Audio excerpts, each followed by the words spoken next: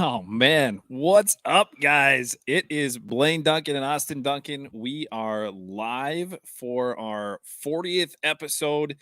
It's October 13th, and what better way to celebrate than to do it with the Duncan brothers and Halloween Lives, a podcast of Michael Myers. Dude, that opening was pretty badass. Dude, I was telling Blaine, I had to learn how to play the Friday the 13th theme, which is just, an immaculate theme on piano before to set this up. And yeah, it turned out pretty cool. So hopefully you guys liked that. But yeah, dude, it is the second holiest of days in October, but so rare. Yeah, somebody said it's only every 6 years or something. I have no idea. All I know is that when we found out there was going to be a Friday, October 13th, it was like, we 100% are going to do something for this. So we thought, what better way to celebrate than to do a little live Halloween Lives action. Guys, thank you so much for joining us. We've got some people sitting here already waiting to join the show. We've had a lot of support this week, a lot of people reaching out and letting us know that they wanted to come on. We've got people watching in the YouTube or on our YouTube channel right now. So thank you to those of you who are joining us via StreamYard. One thing that we do want to mention, we ran into this last time, is that if you are in the queue, we are going to get to everybody. We promise you we're going to get to everybody tonight. We're going to try to spend a few minutes with each person at least and get to chat with you a little bit. But once you are done, or once we're done talking to you, we're going to kick you out of the queue and kick you out of the meeting room or the waiting room. And you're going to have to go back and watch it on our YouTube channel. Just join live with our YouTube channel. We're just trying to make as much room for people as possible. So once again, if you're in the chat or in the queue and we already talked to you and we chat with you, we're going to kick you out, or Austin's going to kick you out. Go over to our YouTube page. You'll be able to catch up on where we're at. So before we start bringing in some of our fine guests this evening, do want to mention we had some huge news that came out yesterday, and that is that Miramax has officially won the bidding war for the Halloween franchise. And we really haven't talked about it a whole lot. I know we actually we texted back and forth very briefly. I sent you just a snapshot from Instagram, but this is exactly what we want to happen, right? We want this franchise to live, and it clearly is going to live with Miramax winning that bidding war. But dude, how exciting is it? So I think this is really like, and if we are going down the TV show route, A, I'm interested and nervous, but B, I think that this is the way to keep the franchise alive. I think if you came out with a Halloween movie 2 years or 3 years after Halloween ends, it's kind of like, well, now ends really holds no weight. And now it kind of allows a little bit of period of, because these TV shows, they're talking about a Michael cinematic universe. These TV shows likely won't be at all important once the next movie drops. This is strictly kind of in its own universe, and I'm cool with that. I hope they turn out great, but I think that this is the perfect time to kind of reset, sit back, and now that we're talking multiple TV shows, I'm hoping we get some Season of the Witch action. It's been far overdue, but it's definitely huge, man. That's huge news. It is huge news, and I think we kind of all could smell this, that it was coming. There was something brewing behind the scenes, and we knew it was coming. But like you said, I love the idea that we're going to hopefully get more movies, but that they can reset by doing a TV show, give the fans something to chew on for a few years, maybe a season or 2, 3, whatever it is. But that at some point, probably in the next 5 years, if not sooner, we're going to get another film, which if you're like us, you're super excited about that. So thank you to Miramax for wanting to continue that on, and obviously to Trancas as well for wanting the franchise to live on as usual. So we got to get into it. We have quite a few people sitting in the waiting room right now. We've got people in the chat. We see you guys on YouTube as well. You guys can feel free to jump on the link. We have a few open spots right now, so if anybody's waiting to get on, you can join right now. But let's get right into it. Let's bring our first guest on. It's a repeat guest, which we got to see this gentleman out at age 45, and it was a hell of a lot of fun to chat with him. Let's bring on Trey. What is up, Trey? How you doing, brother? Good to see you again. It's like been 2 weeks since we've seen you. Oh, what's up, dude? How are you guys? It was nice meeting you guys, man. Yeah, likewise, dude. It was a lot of fun. We got to chat with you a little bit out there. Ran into you a couple times, and obviously knew you from you were with us for the live 25 episode. But we were reading the comments that while we were sitting here waiting for the show to start. You got a tattoo? Yeah, man. I'll show you. Yeah, let's see this thing. It's just about healed up, man. That is so cool. Obviously, there were tattoo booths in the back. Oh my god, sweet! That is awesome. Is that your first? Yeah. What's that, man? That's your first Halloween tattoo? Yeah. So I'm gonna do like Michael up here. Oh, badass. Yeah, man. That is super cool, bud. I gave you credit. I would have loved to have done it, but I already had spent so much money. I think I would have literally been sleeping on the couch. I'm paying for it now, man. So I'm working over trying to build my bank account back up, dude. Hell yeah, brother. I totally get it. I totally get it. Well, so let's talk a little bit about H45. Yeah, what did you think? I mean, what were some of your best moments from H45? Favorite moments, favorite guests that you got to meet or see? So the main thing, it really wasn't the exclusives and stuff that I went there for. It was like meeting people, that I've talked to online and seeing all that. But if I could, a highlight for me was probably meeting Malik and then actually getting to see John Carpenter. You were there for when JC showed up, huh? That's awesome. Yeah, man. He walked right past me. I didn't get to talk to him, but yeah. Right. Yeah, man. We talked about it on the last episode that we had to bounce. We had a flight that we had to catch, and we were really disappointed that we didn't get to see John Carpenter. But as you know, if you watched the last episode, I got to meet Malik on Saturday night at the after party. And I agree with you 100%. Like, that was the highlight of the trip for me, because it was just like, this is Halloween royalty. So, and he was super cool. I expected him to kind of be a little bit kind of a snobby, man, but he was like really laid back, man. Really very cool dude.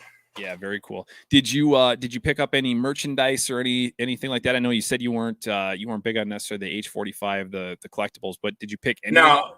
I mean, like, just saying, for that trip, like, I was really into meeting people, but yeah, I was definitely there to get exclusives, man. I got the Chalice figure, and then the Tots little variant, and a few other little things. Okay, cool. And did you get any of those things signed?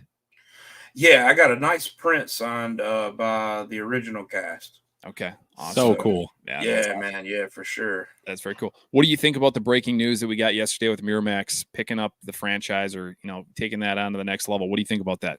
Man, I'm so excited. Like, I can't even describe it, man. Like, and I didn't think it was going to come out like this soon. So right. It was a shock to me, but I'm looking forward to it. And I hope they'll do something that's kind of like not really like a retrospective, but kind of like a history of Michael. Or Loomis would be cool too. Yes, that's what I think they should do. I am hoping that they kind of go down the Loomis route. I think that would be cool to tell that backstory a little bit. Yeah, man. I can't remember who it was that we talked to, but it was somebody on the show, and it was probably during our live 25 episode. But they were talking about it would be really cool if Michael was almost just sort of this figure in the background at the sanitarium, right? I mean, that he's just there, and he exists, and the other inmates or whatever know that he is Michael Myers, but he's not the main figure. He's just sort of always in the background, but it's focused on Loomis, and Loomis trying to figure out the psyche of Michael Myers. Like, I would love to see that. I think that'd be really cool. For sure, dude, for sure. Yeah, and if they're doing like a cinematic universe with these TV shows, that could be kind of the prequel era, and then you could move on from there in different parts of that storyline. I don't know. There's just so much that they can do with this. Not to cut you off, man. So to get this right, it was A24 and Miramax were in the bid, right? I believe so. Yeah. Okay. I'm kind of glad Miramax got it, because I mean, I love A24, but they're more, to me, like psychological kind of thriller. Right. I agree. So, I agree. I was actually kind of thinking about that, and we, Austin and I never talked about it, but I was thinking the exact same thing. When I think A24, I don't necessarily think Halloween. Like, I don't think Halloween franchise. I don't think about that. So I was intrigued, but also kind of a little bit, I didn't really want A24 to get it, because it was like, what would they do with it? It just seemed very different than what maybe they're used to. And a lot of people might disagree with me and go, hey, I would love to see what A24 could do with it. And maybe you're one of them. Yeah, that's where I was going to go. I'm of the completely different train of thought. We've gotten what like a Miramax type company will do. And I'm glad that we're going to get something probably more familiar than what A24 was going to give us. But dude, I mean, A24 puts out just classics all the time, and oh yeah, man. Oh I was a little excited to see what they would do because it's been so much original properties that I was really excited to see what they would do with such a huge thing. I think it would have been totally different, but I also think it would have pissed 90% of the fandom off. Right. Exactly. I mean, it's just like Halloween Ends, man. I'm a big fan of that movie, but you know, there's a lot of people that wasn't happy about it, man. So totally. Exactly. And I get that, man. Yeah, no, it's going to be fun to see where they take it, and whether we get more movies, a TV show, whatever it is, we're all for it, as I know you are, Trey. Yeah, man. Yeah, brother, it was great meeting you out at age 45. You too, man. I'm glad we could stop and chat a few times throughout the weekend. And as always, dude, thank you so much for the support. You know how much we appreciate it. And hopefully we don't have to wait 5 years to meet up in person again. Maybe there's another convention or something where we can catch up. Yeah, man. Bring out again, dude. Well, I appreciate you guys having me on, man. Y'all have a good evening. Thank you so much, Trey. You too, brother. Yeah. Take care. Bye-bye. All right, take care. Yeah, so we got to meet up with Trey, and he's such a cool dude. Just as nice in person as obviously you see here. And that goes for a lot of people. We have a few others that are going to be joining us tonight that we got to meet out at age 45, and it was just it was a pleasure to meet the fans. And when I say that meeting Malik was the highlight, I mean that as far as like meeting celebrities, but truly it was so much fun to talk to people who were just whether they knew about our podcast or not. I mean, we talked to so many different people who we'd talk to them for an hour, and then they'd ask us a question, and we'd say, oh, well, you know, we've got this podcast thing that we do. And it was not like the topic of conversation. We weren't pushing on anybody, but we just got to meet so many cool people. And so for the people that knew who we were because of the podcast and those who we met out there, it was just a lot of fun. And I can't wait for age 50, dude. Oh my God. It's going to be awesome. It's going to be awesome. All right, let's. So we kicked Trey out. So if somebody's waiting in the chat, so TWO, only the nicest. I never got the link. Can you drop your? Sorry about that. I thought I got everybody, but drop your Instagram handle, and I'll try to send it to you real quick. If you can, drop it in the chat, or send us. Actually, do this. Don't send me a message on Instagram. Hit us up, Halloween.lives.podcast, and I'll send you the link directly through there. So let's go ahead. Let's get this thing rolling. Let's get the next guest in. All right. I think Blaine has a strong bond with this particular guest. We do. So I'm going to bring Mike, who is fan of the week. Mike was our fan of the week. Mike was our dude. What's up, Mike? What's up, guys? How you doing, brother? I'm good, man. How are you? What do you got there? Oh, Oktoberfest. Oh, there you go. There you go. Go. Man, he's even got the Myers. That's sweet. That's awesome. So, I won't necessarily share. Well, Mike and I have a lot of things in common with our careers that we're in, but we don't have to talk about that. That's sweet. So, okay, well, he went there. So Mike and I are both firefighters. Mike, you're from Oklahoma, if I remember right. Yeah, I'm a captain on Tulsa Fire Department. Awesome. So so we talk a little shop every once in a while on Instagram, and we have that bond. But we also have this awesome connection that we're both, well, the three of us are all huge Halloween fans. This is the first time we've obviously had you on the live show. So first off, tell us a little bit about the old Country Lane Graveyard. We had you on as a fan of the week, but tell everybody what that's about. Yeah, thanks guys for that, by the way. Of course. It's just something I put out in the yard. It's just kind of a community thing, and it's gotten bigger every year. Austin, you said something about that, you just keeps building every year. You get a little bit more, and then you get more and more, and then you have so much stuff, and you're like, shit, how big is this thing going to get? Well, the neighborhood likes it, and everybody has a fun time. So I'm getting ready for it right now, actually. It looked great last year, so you're gonna have to post a lot of pictures of what it looks like this year. Yeah. Mike, are you doing like just a one night only thing, or are you how do you do that? Yeah, most of it's out for about a week, and then the garage is part of it too, and we kind of like to use our garage for other things. So then on the big night we set it up, and we have a food drive, and everybody has a good time.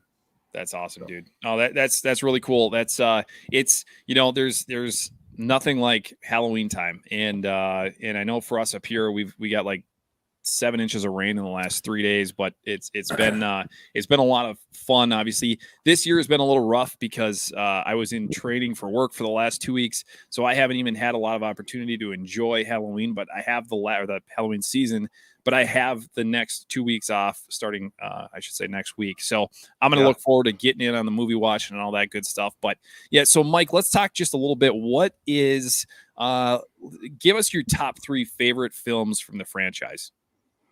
Well, first one's obviously the original. Right. And number 2 is Rob Zombie's remake. The first really? Remake. Okay. All right. And number 3 is Halloween 4. Awesome. Okay, so talk to us a little bit about why do you like Rob Zombie's remake so much? What is it that kind of just you dig about it? Well, I thought he did a good job at he made it different enough. He changed enough stuff to make it its own movie, but I thought he paid homage to the original just enough. Sure. You had a guest on a few weeks ago, the girl that critiques everything, the what's her name? Marie. Yeah. Marie. And she mentioned how the director's cut, there's some unnecessary add-ons to it, and I totally agree with her. I like the way he escapes in the theatrical where he just breaks loose. That's way better than the I hadn't seen the theatrical version in years and years and years. And because it was so hard, it was kind of more readily available online, the unrated version. And I just sat down a couple days ago to watch it this year, and I went on Amazon and rented it, and it was the theatrical version, and I hadn't seen it in so long. It was great. There's just a lot better stuff. Like the nurse doesn't say like, you couldn't be related to a cute girl like that. Like it's more like Michael just kills her because he's Michael Myers, not because he's pissed off. No, it was. I definitely like that theatrical cut way better. Speaking of that, what was the young Michael Myers doing out in the street out at the age 45 thing? Dude, I caught that and I was like, we just happened to we were leaving the convention. I don't remember if we were going to get food because it was before the after party. We were starving and we walked outside and not to knock the dude, but I legit thought it was like a homeless guy putting on a concert. And then we went out there and it was like, oh no, this is Dag, like, that's Michael Myers. Right. That's kid Michael Myers. Yeah. Doing his thing. I don't know, man. He was an interesting cat. He showed up that first day easily, an hour and a half, 2 hours late. And who knows what happened? I mean, maybe it was a legit thing, but he was late for the convention and I saw him wandering through the crowd a few times and just an interesting character. And then, we obviously caught that little performance that he had out on the street. And that was very, very interesting. Yeah. So maybe that role affected him a little bit more than right. Yeah, exactly. Who knows? So, Mike, where do you want to see the franchise go from here? I mean, now we know the Miramax thing. Where do you want to see it go? Man, I honestly, I don't really care. I just want him to make something, and when it comes out, I'll enjoy it or I won't. And we'll just move on from there. I don't really have any, preconceived notions about what it should do. Cause it's not really my thing. I'll let them do the creating and I'll just sit back and enjoy it. Right. Exactly. I am psyched about the republishing of the original book. Yes. Did you guys see that? Yeah. I actually I pre-ordered that out at age 45. It was really the only thing that I bought when I was out there, but I pre-ordered it because I was like, I got to have this thing. Number one, I've always wanted to own one of the original copies, but they're like $400 or $500 right on eBay or wherever. And you see people every once in a while that randomly find one in a bookstore for like $1. And it's like, holy shit, that's awesome. But I think to have it with the we actually I talked to the artist. We're going to get him on the show, the artist who did all the drawings for that book, and we're going to get him on the show, and he's going to do a few previews of some of his artwork that's going to be featured in the book. But I think it's just going to be so cool just to read the whole thing. And I've listened to the audiobook on YouTube, but I think to actually be able to read it is going to be cool. Yeah, I don't know anything about it. I've never listened to it or read anything online. I'm psyched for it. Yeah. It sounds like it's got some pretty interesting differences, and that's actually a video that you and I have been meaning to do for an episode for a really long time. Yeah, I think they much like the Rob Zombie remake, they tell more of the backstory, but it's different. I mean, I think where Rob Zombie, especially in the director's cut, took it to an extreme. There was, I think there were some things that added to, from what I recall, there were things that added to the backstory of Michael that I didn't feel crossed a line necessarily. Like, I know there's some people who are like, I want it to be supernatural only, or I want him to be human only. And there was some of it that just sort of got intertwined, and it wasn't too much on either side. So yeah, man, if you get an opportunity to read it, you should. It's pretty cool. Yeah, I really like that episode you guys did about the differences of the book of Halloween Ends and the movie. The book was really good. I wish they had kept that stuff, especially about the Myers house. I agree. Yeah, there was a lot that was in the book that was left out of the movie that I think would have. I'm not saying it would have convinced everybody of why it was a better film, but I think it would have definitely encouraged some people to change their thinking a little bit, because they did explain a few more things. And we talked to a few fans out at H45, and the topic of conversation always was with Halloween Ends. It was like, they needed to introduce Corey earlier in the film, whether he was just a background character in 2018 or in Kills or whatever. If they would have at least acknowledged him or introduced him a little bit earlier, otherwise he came out of left field in Halloween Ends. And I know that turned a lot of people off, and I get that, Yeah. I like the movie. I'm with you guys on liking the movie. It's not one of my favorites, but I thought they did a good job. Yeah, no, and I'm sure, as you saw, we met Rowan out at H45, and he was honestly, cool. Dude, he was so cool. He was super nice. Really took time to talk to us. And I don't know if anybody else who's in the queue tonight met him as well, but he was an awesome dude. Very, very cool. Which makes me like him obviously that much more, and like the film that much more. So, he had a great performance. I thought he really kind of captured the PTSD part of what he was going through. Kind of reminded me of Rob Zombie's Halloween 2, the director's cut, when Scout Taylor Compton has a good performance, and it's all cut out of the movie for the theatrical cut, but it's in the director's cut. Exactly. But it's definitely, those are hard shoes to jump into, being kind of the front man in the third part of a trilogy, where the fans are very particular about what they want in the franchise. And I don't envy his position, but I think, like you said, Mike, I think he knocked it out of the park. I think he did a great job. Yep. No, for sure. I agree. Mike, man, we would love to chat more, but as you know, we got a lot of people we got to get to tonight, and can't tell you how much we appreciate you hopping on, and I'm sure we'll be in touch and staying in touch and talking shop off this whole topic. But yeah, man, take care and stay safe out there, and I'm sure we'll be in touch. Yeah, man, you guys got a good show. Keep it up. Appreciate it, Mike. Thanks a lot, bud. Have a good night. All right, brother. I'll see you. Take care. Bye-bye. Awesome. It's good to like put a face to the name. You know what I mean? To talk to these people, because it's like, all right, that's that guy. That's the guy that I talked to. So yeah, Mike and I, we're, like I said, we're both firefighters, and we talk a little bit off of this about our jobs and the differences. And he does a little bit different work than I do within the industry, but yeah, it's always fun to see those people. And he did bring up a guest who was a personal favorite guest of ours that was on the show, and she's sitting here in the queue, and I can't keep her waiting, because we got to bring her on. We mentioned her name. We're talking about her favorite film in the entire franchise, Halloween Ends. She just loves this thing. So let's bring Marie in here, because we got to say hi to Miss Marie. How you doing? Hi, good. It's so awkward because I know you guys can see me, so I'm like reacting to like what everyone's saying. Right. Yeah, no, that's it's so funny. So I can't remember, when did we do that Halloween Ends book? Was that after you came on? I can't remember.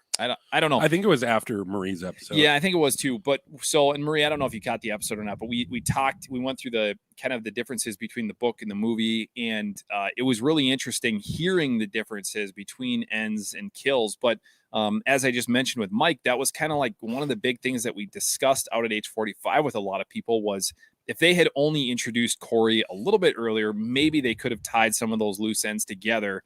And I think that's something that we even talked about on this episode. But my biggest question for you is, since we last talked, have you watched Halloween Ends again, or are we still just at that one viewing?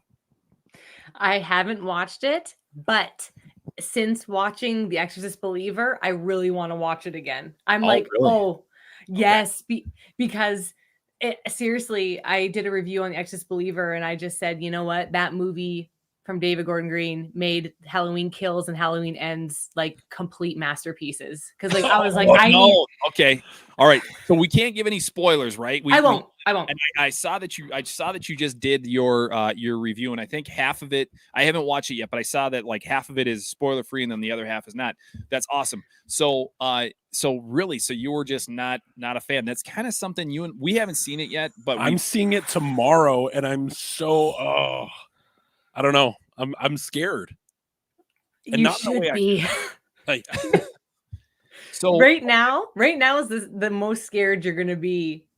Even after you watch the movie, like I won't give spoilers in the review that I did with my friend Kevin. The first half is spoiler free, and there's a definitive like, okay, we're gonna go to spoilers now, so turn it off if you don't want to hear it. So, well, you know what? I saw that you posted a story about this, and this was my first little hint that like I might be in for something that maybe it's not what I was hoping for.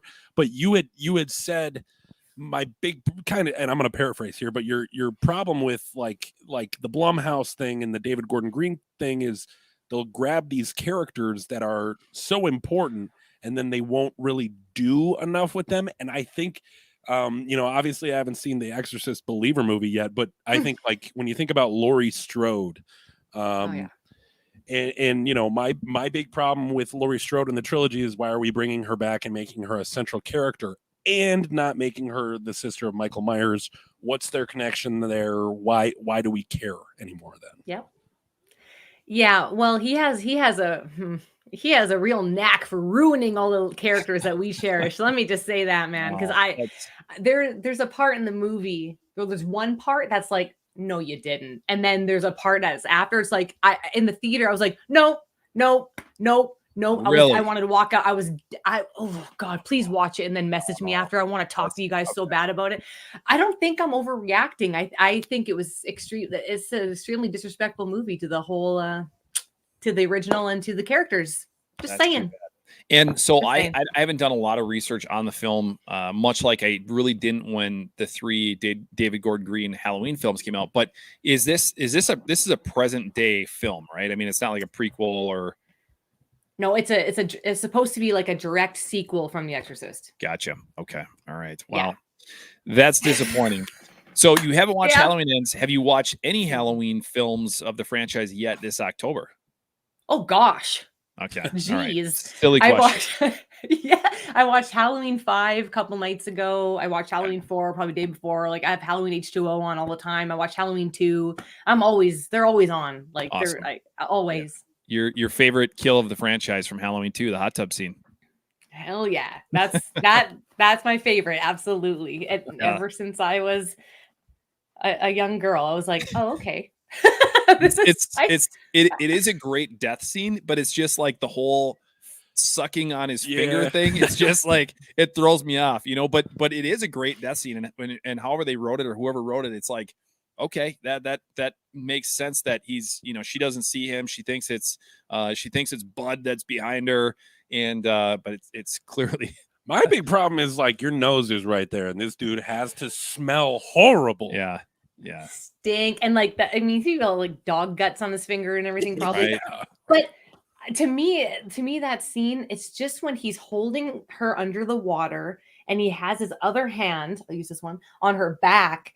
And he digs his thumb in her back while she's down there. And I'm like, oh, he means it. Oh, he's really like, get it. Right. And like, oh, I love that part. Just that thumb dig. Yep. Yeah. He meant business. Yeah. Well, and it was funny because, and I know we mentioned this earlier, but, or we talked about this earlier, but Dick Warlock talks about that's his favorite scene. And he's like, for obvious reasons. And then he kind of like laughs. And, but he says that too, that was his favorite kill scene of the entire, the 2 movies that he did, obviously. And, so yeah, it's pretty funny. But any major October plans for the rest of the month? I mean, how are you going to celebrate Halloween? Well, I have little kidlets, so bringing them to the Halloween thing at the zoo tomorrow night, and then once you have kids, it's just like that's what Halloween is. It's like it's just Yeah, trick-or-treating with the kids, and hopefully it doesn't snow. Hopefully it doesn't. You know what this is like. Oh, yeah. Hopefully it doesn't snow, please. Any? I don't even want to say it, but have you had any snow yet this October? No. Okay. No. All right. Good. No. We've Thank been God. getting this rain. We've been getting rain for like the last 2 days, and it's teetering very, very closely on getting to freezing. And it is for those of you who live in the South or who don't get to experience snow, it is the worst sight in the world when you wake up on an October morning or you look outside and it's October and there's snow on the ground. Like your Halloween decorations are covered in snow. It is terrible. It just feels wrong. Like it feels like a bastardization of like what you love. I don't know. Snow before Halloween is just wrong. Right. It's like when you go into a store and it's before Halloween and they have Christmas decorations out and you're like, no, that's what it's like when imagine that, but there's snow outside and you can't escape it. It's not like you can just leave a store and it's back to Halloween, but when there's snow on the ground, I legit heard on my way home from work this morning, I heard a Christmas commercial on the radio. Yeah, I've been hearing them. Yeah. Like, come on, give us the month of October. You know, I mean, just let us have this awesome month. Also, they don't do enough Halloween commercials. Like I remember being a kid and it was tons of Halloween commercials and now it's, I don't know. I don't get that. Very, very disappointing. Yeah. Marie, let everybody know where they can find you, Instagram, YouTube, everything like that. Where can they check you out at? You can follow me on Instagram at Marie Plays It.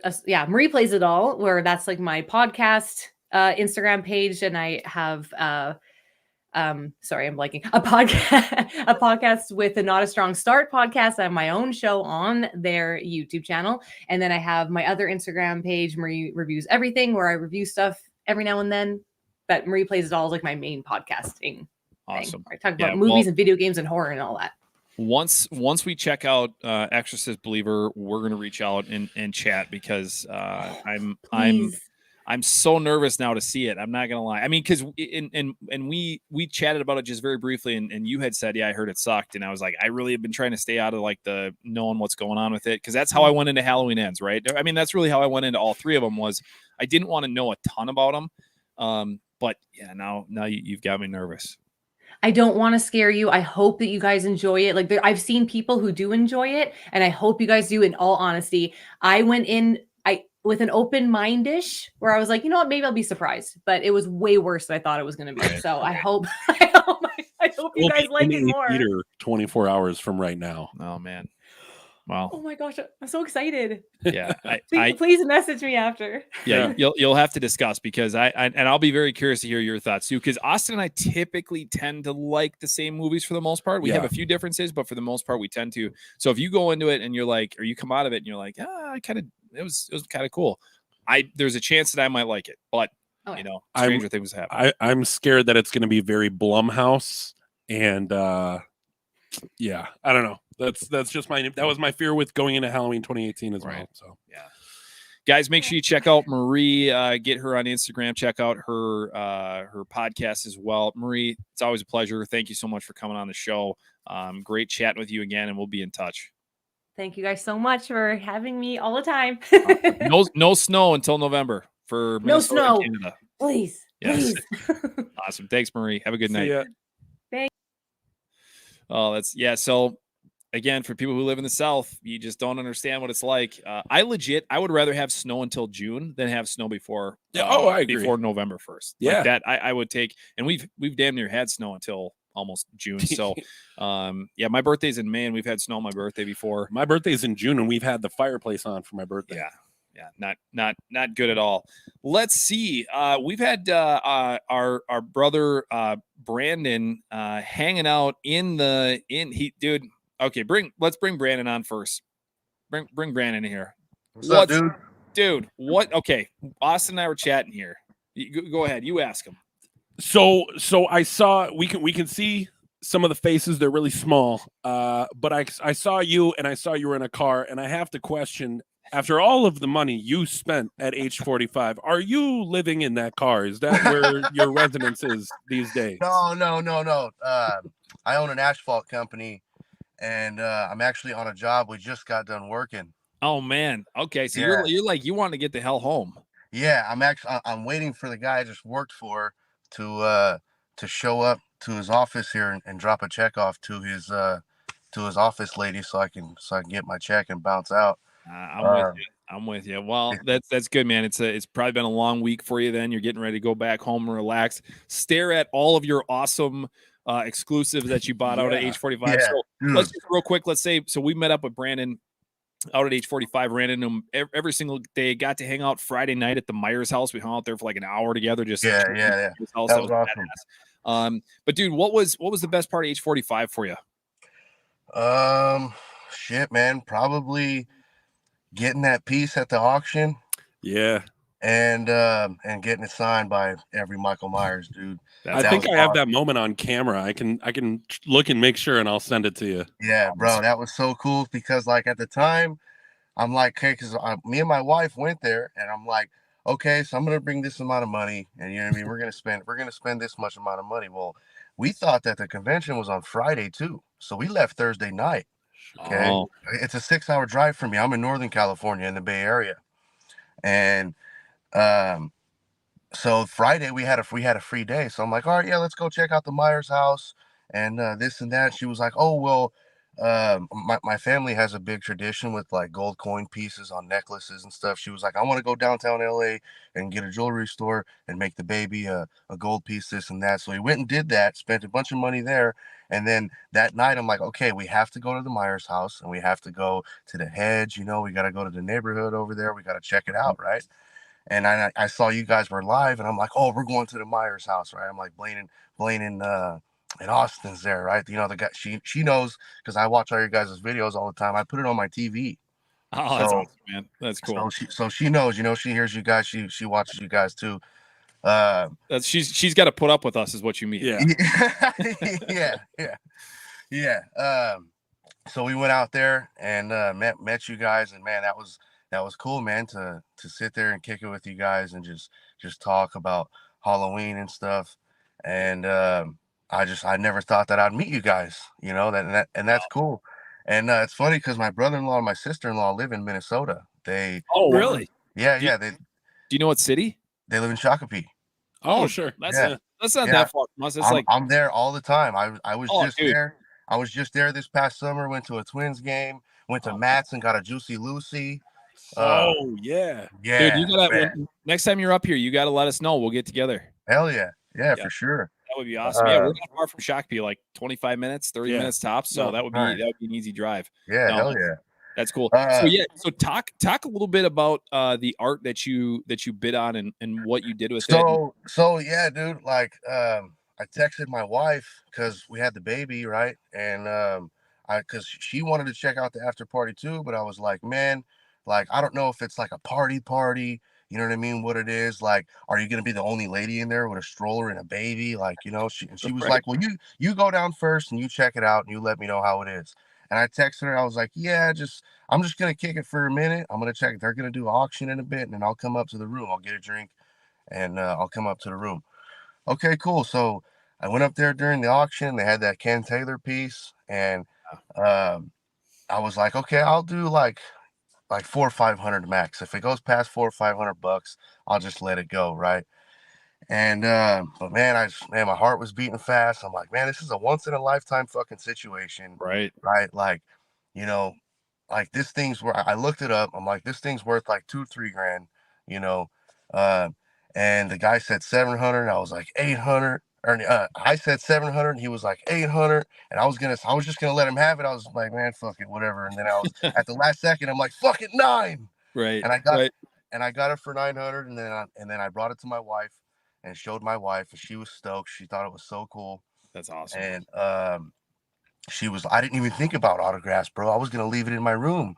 Right. And she was like, dude, you gotta get that signed. Absolutely. By somebody, right? I'm like, yeah. I'm like, I should get it signed by every single Michael Myers. I wonder what it would be worth then, you know? Yep.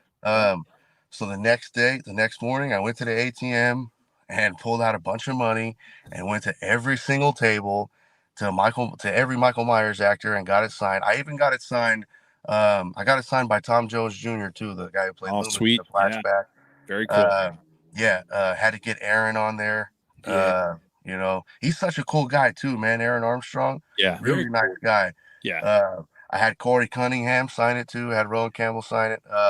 As a matter of fact, when I went to his table, right, because I ran into him in the lobby that morning because I stayed in the hotel that was right there connected to the convention center. Right. So I couldn't get in the elevator or go downstairs without running into somebody, Tyler Main or like somebody, right? Like the first night I was there, Chris Duran, Brad Lurie, and Tyler Main was buying me drinks at the hotel bar, man. Oh, dude, that is sweet. We were sitting outside. Yeah, dude, it was awesome. I was hanging out with them all night. That's And awesome. I was talking to Chris, and because H2O has a really special place in my heart because as it should. Well, my sister got me into Halloween, and H2O was my first Halloween. I was probably I was like 4 years old, bro, 4 or 5 years old. And she was watching H2O in her room, and I'm like, what's this? She was like, oh, it's Michael Myers. And I'm watching this movie with her, and I was so terrified, bro. I was so terrified of Michael Myers my whole childhood. I swear to God, right hand to God, I slept with my parents till I was 11 years old, bro. That's crazy. All because I was so scared of Michael Myers. My mom would try to make me go sleep in my room, and I'd be crying, and she would come in there. What are you so scared of? And I would say Michael Myers, you know? And she would just be like, he's not real, son. He's not real. It's just a movie. She would explain to me, you know. But I was just so terrified, bro, because all I could think about was him coming in my room and just like, you know, killing me or something. I was just like so terrified of him. And like all my older cousins like scared the hell out of me. They all bought masks and would scare me and shit. And that they would leave like Michael Myers figures on my bed and stuff, like when I was a little kid. And it just scared the shit out of me. And then my sister passed away. I don't mean to get dark on you guys. I'm sorry. But yeah, she passed away. She was 14. I was like 10 years old when it happened. So, and she's the one that got me into Halloween. So really, like, H2O has like a really special place in my heart for me. I mean, Halloween in general just does because of her, you know. Like at age 45, I was just tripping out. Like, man, if she was here, like, you know, she'd be tripping out. Like, oh, that's him from that scene, and that's like, you know, like she'd be like And I told Chris about that, and like, you know, and it was kind of cool, man. We shared a moment, and you know, we just pretty much shared life stories, and it was just so cool to just sit there and hang out with those guys that I've been watching on screen since I was a little kid, you know. That's cool, dude. I mean, that is, I think, you know, though your story is obviously, you know, much different than Austin and I, it's very similar in the sense that, you know, I was the older sibling and I was showing him the movies and things like that. So I completely, you know, I think that's such a cool memory to have with your sister. And what a special moment, obviously, to share with Chris too. I mean, how cool is that? Yeah, dude, that was really cool. I'm gearing up for Halloween, man. I'm ready, dude. That's one of the best, like, how I became a fan of Michael Myers stories I've ever heard. For sure. Super cool, man. Man, at the John Carpenter panel, I was in line and I was gonna tell John Carpenter that story, but they ended it before I got up there. That's too bad. That's a super cool story, and you know, I mean, obviously very tragic. Sorry to hear you know, about your sister, but what an awesome memory and a cool way to just you know the franchise. And I honestly, I love the fact that you were scared shitless of Michael Myers. That's badass. And then here you are, you know, however many years later, and you're freaking throwing $900 at a Michael Myers piece of artwork. That's dude. Cool. I mean, my mom always said, you know, I knew that you were going to be a big Halloween fan because of how terrified you were as a kid. And then, you know, once you got older, you would watch them all the time and you enjoyed it. And she's like, I just knew, you know, and then I started collecting masks and, you know, trying to find that. Cause I every Halloween I would be Michael Myers and I'd go to Spirit and I'd buy the Trick or Treat Studios mask. And I'm like, man, this thing's kind of cheap looking, you know? And I was in search for like a screen accurate, like better Myers mask. And then I got into the mask game, dude, and started collecting a bunch of masks. Then I found out about rehauls and like started having a bunch of people rehaul all my masks and stuff, you know. That's awesome. That's awesome. And go ahead. Sorry. Oh no, I was going to say that. And that's why, I mean, so many fans do you know, are into this and they love doing the rehauls. And that's Austin's one of those, you know, one of those people too. It's just like, there's so much you can do with this franchise, whether you're just a fan of the films or you take it to you know, the level of being like an ultimate collector, or you rehaul masks or whatever it is. It's such a great community. And that was what was so great about being out at age 45, was meeting people like you and just having these conversations, because it was just badass. It was a great time. Yeah, dude, that was like the coolest thing I ever did, man. Yeah. Like, it was once in a lifetime thing. You know, it really only happens every 5 years. Right. You know, I wasn't able to make it to age 40. Who knows if I was like, who knows if I'm going to be able to make it to age 50, what I'm going to be doing then, you know? Right. So like me and my wife were like, yeah, we have to go. Like, we absolutely have to go. Got to do it. So we made it happen, you know? That's awesome. It's not that far in. I didn't have to jump on a plane, you know, it's just a 6-hour drive. Right. So, right.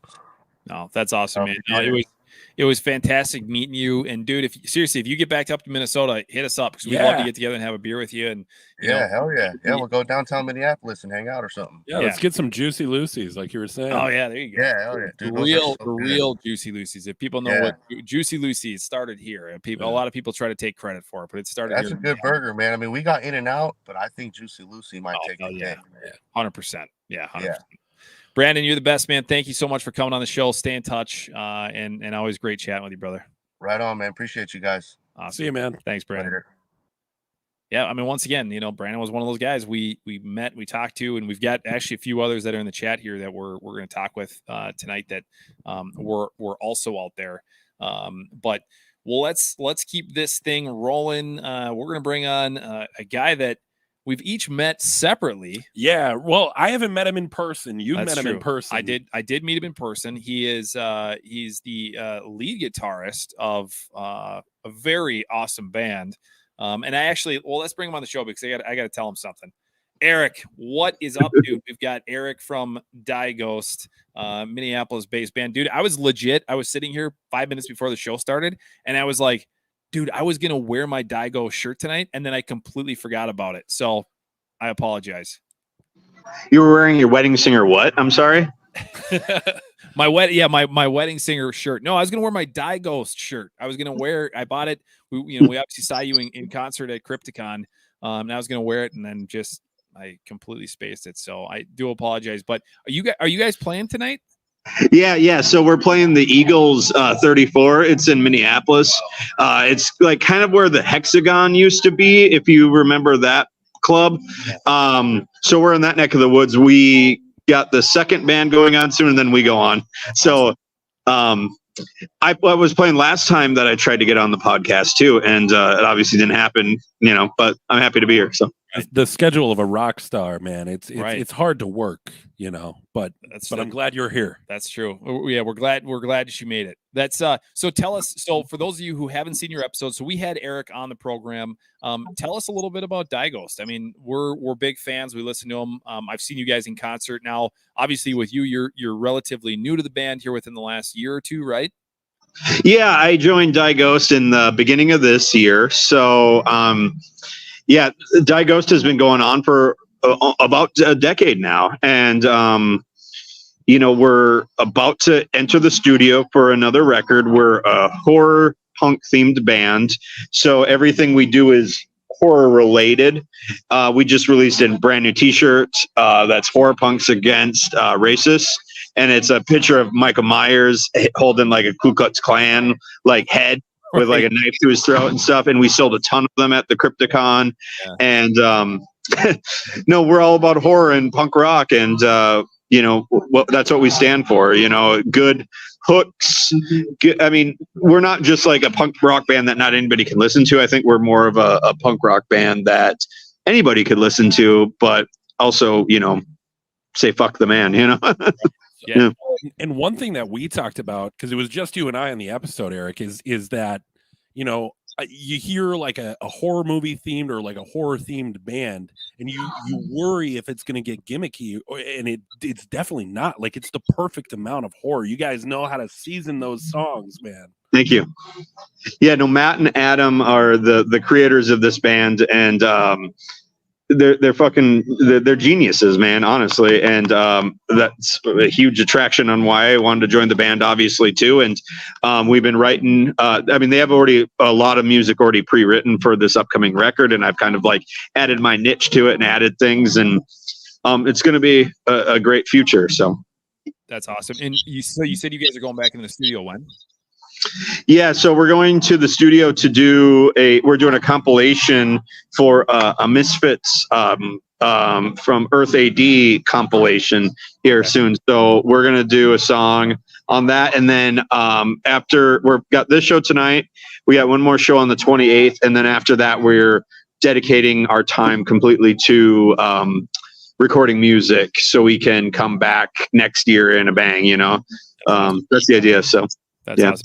Well, we definitely are gonna have to get you back on the show and maybe do a little preview of a song or something like that. Absolutely. Badass. No, I've seen you guys now play a couple times. I got the opportunity, obviously, to see you a few weeks back at Crypticon. You guys are a lot of fun. Really, Thank you.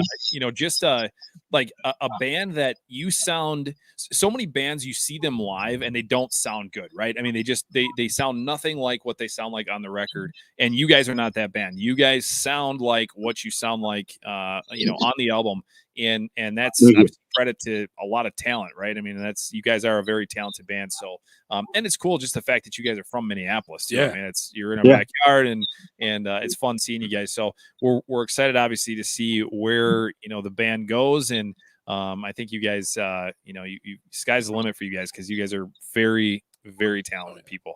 No, thank you, man. Thank you, guys. Absolutely. Seriously, happy you guys are supporting us, and as we are for you guys. You know, we have our you know, we're raising the Halloween Lives flag. So yeah, dude, we appreciate that. And like I said, dude, I had told myself earlier, I'm like, I was trying to figure out like what am I going to wear? Not that I was planning things out, you know, really significantly, but I'm like, dude, I'm going to wear my Daigo shirt. And then I fucking forgot about it. So for our next live show, I promise you, nice. There you go. That's perfect. For the next live show, I will be wearing my Daigo t-shirt, because it's a badass design. And that's the other thing, dude. You're like, your logos and everything are professional as hell. Like, it's awesome.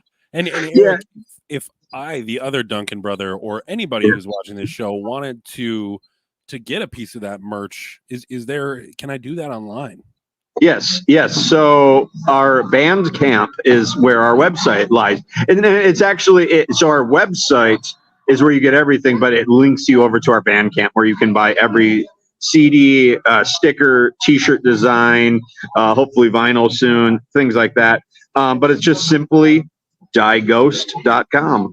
That easy. It will bring you wherever you can go. Matt, who is our like main vocalist in the band and guitar player as well, he creates our website to look utterly incredible. So dieghost.com, you know. Check it out, dieghost.com. Pick up their merch, pick up their albums. It's good stuff. And yeah, dude, good luck with the show tonight. I'm sure you guys are going to rock it. What time you guys go on? What is it? Almost 9, probably within about a half hour or so, something like that. Yeah. Awesome. So we're cutting it close. We appreciate you obviously sitting here, being patient with us, and coming on the show. And dude, stay in touch.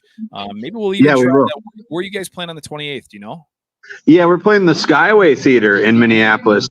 We're playing with Gravesig, our drummer Jay Fornes. He also plays for a Misfits tribute band who is the headliner that night. So it's in the Studio B of the Skyway Theater. And then there's a lot of like burlesque and horror themed stuff going on there. So it's going to be like a really big event.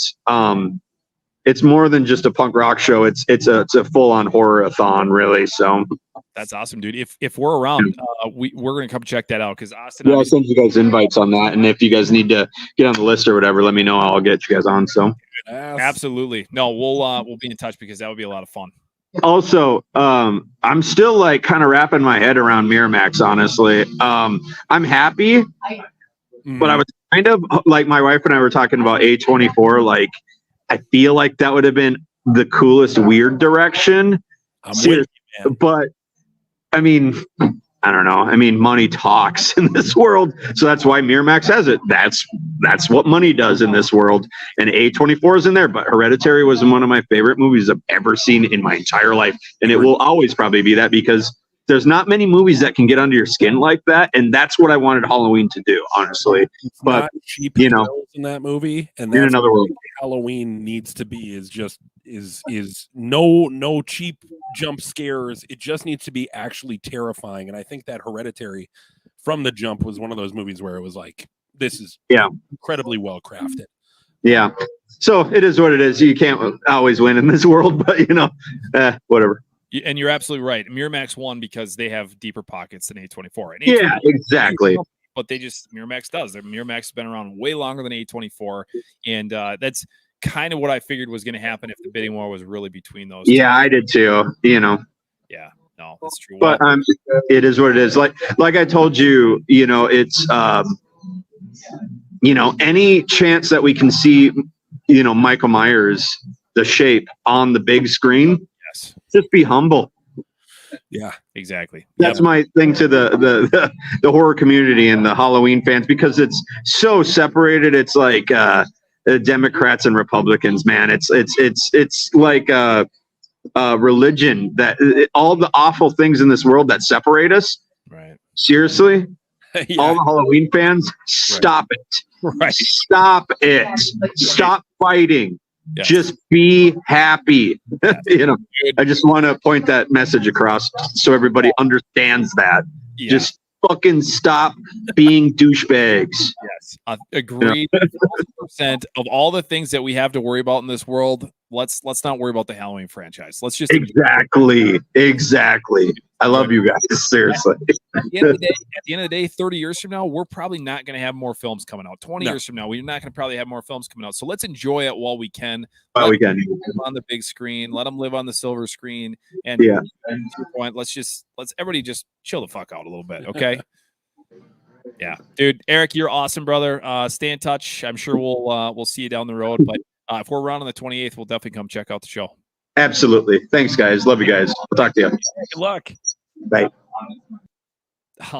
Dude, that might be the most inspirational thing that we've ever heard on this show. Yeah. And it is 1000% accurate. When you think about all the horrible shit that is happening in the world right now, we're getting more Michael Myers.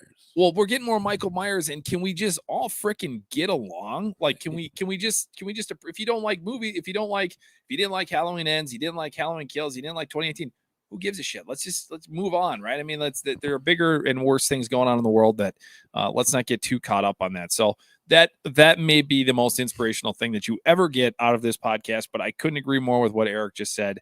And obviously go support Digos. Like I said, I've seen them a few times. Very cool band. Very good to listen to. I listen to them quite a bit when I work out, and it's like it gets like your blood pumping. I mean, they're that kind of band that they just get it moving for me. So yeah, they got some bangers, and then they have like some heartfelt songs too. I mean, they're a really diverse group of tracks. Yeah, no, exactly. That's Eric from Digos. So we've had a fan who has been waiting in the studio here for a little bit, and he is decked out in his Jason Voorhees mask. It's the day.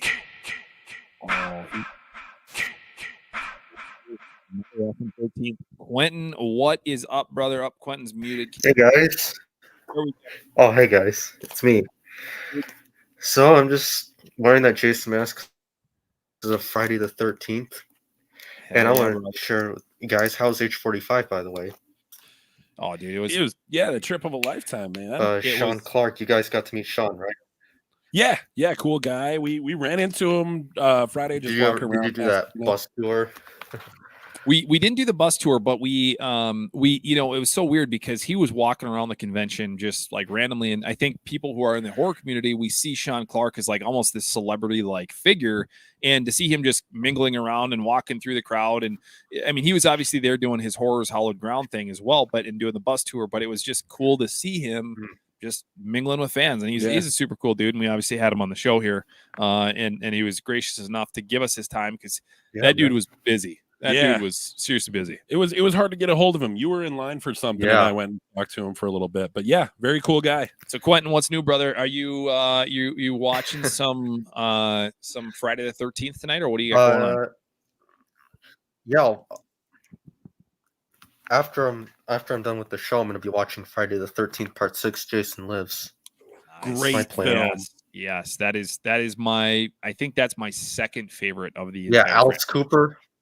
Yeah, I listened to that song today, actually. Yeah, Alice Cooper. Yeah, because he's back. That's The man behind the mask. Yeah, dude. It's a great song. I saw I'm a big Alice Alice Cooper Cooper live in fan now. concert All of a sudden, 2 or 3 years ago, and he sang that song.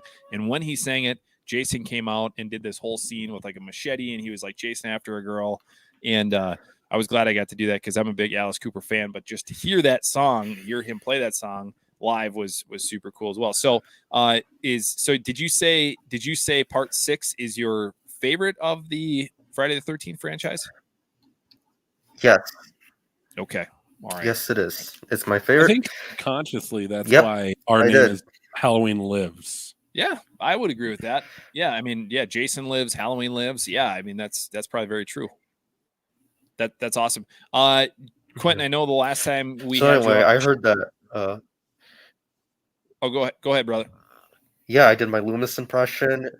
Yes. Loomis impression, and I told you my favorite sequel to the Halloween franchise is Halloween 2. And my favorite version of Halloween 6 is the producer's cut. Yeah, no, that's awesome. That's so 'Cause that you're is the original cut. Yeah, so you like that producer's cut. Why is it that you like the producer's cut so much? Yeah. Because of the score, and it does a good job. It does a good job explaining Michael Myers' backstory and the whole Thorn cult. Yeah. No, I agree. I think the whole producer's Thorn cut. cult. The producer's cut is I like that, and I like the theatrical cut as well. But the producer's cut is really, like you said, it explains the backstory a lot more. And I mean it's a great film. I think the producer's cut has something special because the theatrical cut obviously dabbles into the cult, but with the producer's cut, you just go way further into it. And I think if you're going to make this movie and you're going to make that leap that this is what's going on, I do like that the producer cut is just, yes, this is absolutely what's happening here. Yeah, the iconic score in the scene when Tommy's going to rescue Kara, that's awesome. Yeah. No, that's my favorite. Yeah, that is great. Especially like with Dr. Wynn, he looks really menacing in the producer's cut. Yes. Yeah. You really get a lot of that Dr. Wynn in the producer's cut, and it's I need to. I've been. I know menacing. it's on eBay, and I think they've got the Blu-ray of the producer's cut, and I need to get it. I've always rented it off of whatever app I have, but I need to actually buy it because I do enjoy watching that more than the theatrical cut for sure. There you go. Oh wow! Yeah, there you go. Was that part of a box set or was that just sold individually? Sold individually, but they also got the 4K version of the producer's cut. Oh, okay, awesome. Yeah, see, I need to snag that thing. I need to get that. I've been trying to get my hands on the 6:8 4K, but it's expensive. Yeah, no, exactly. Quinton, what are you doing for Halloween this year? Are you dressing up? Are you handing out candy? Or what are you doing? Might go to Shocktoberfest. Maybe go see Texas Chainsaw Massacre or the Monster Squad.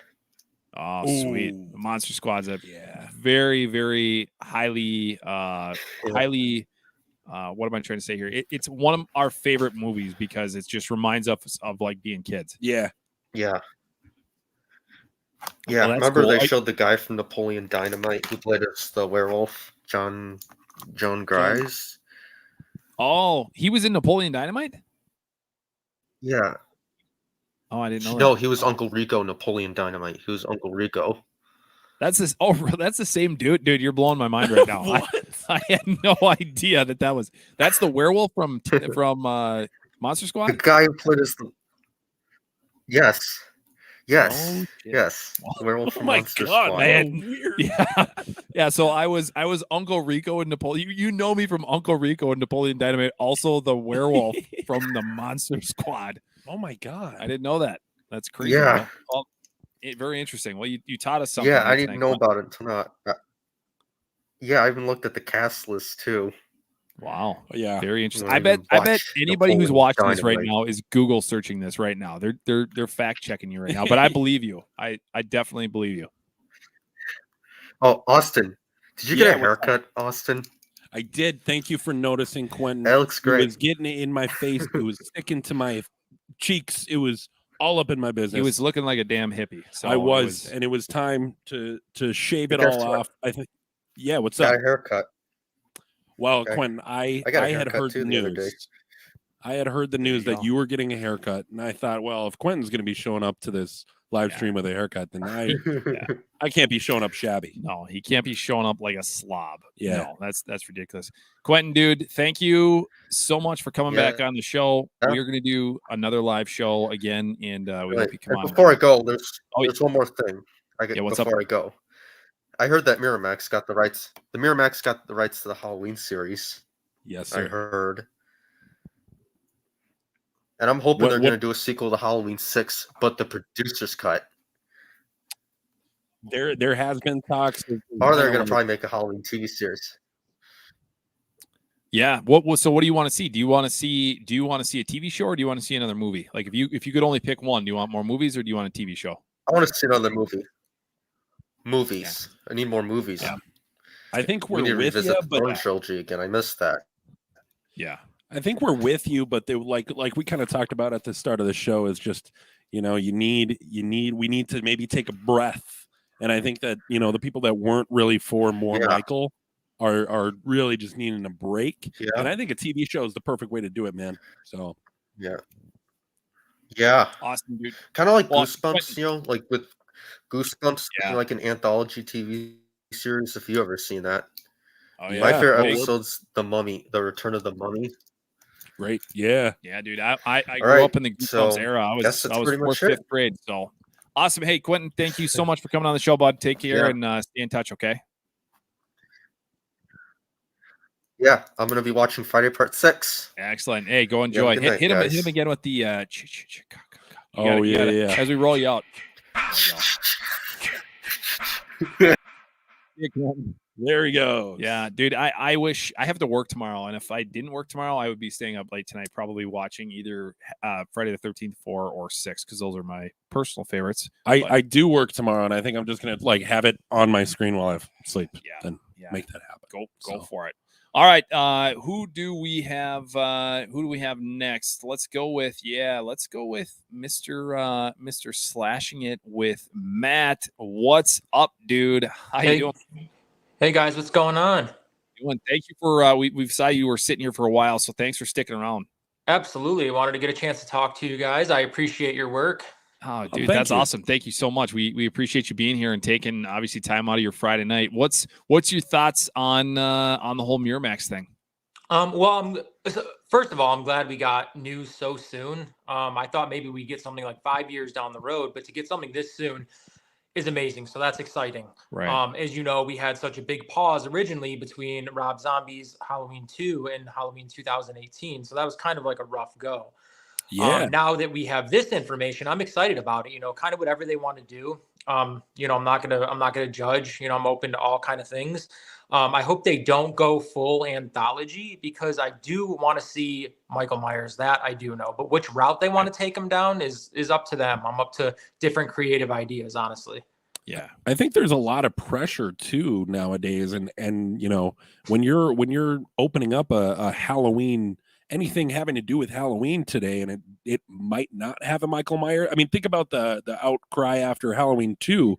Right. It's going to be even crazier now. Obviously, the deep cut fans, we know that the series was supposed to be an anthology, so we would understand. But the general population is going to be like, "Where's Michael?" Right. Oh, absolutely, absolutely. Or even if they wanted to mix it up, if they wanted to do season by season something different, I'd be fine with that too. Or even like a Halloween Ends type scenario where we don't see Michael fully, but we kind of know he's there, like you had said earlier. I'm like, that's a good idea all on its own, because I really liked Ends. Right. Yeah. Okay. So you're an Ends fan. That's awesome. Yes. We are. I'm sure we are too, right? We Yep. really truly liked Halloween Ends. We understand and we respect why people didn't like it. Totally get the reasons why people didn't like it. But I just thought I appreciated them doing something different with to close that loop. But that's where, as we've discussed, it's going to be interesting if they do a TV show.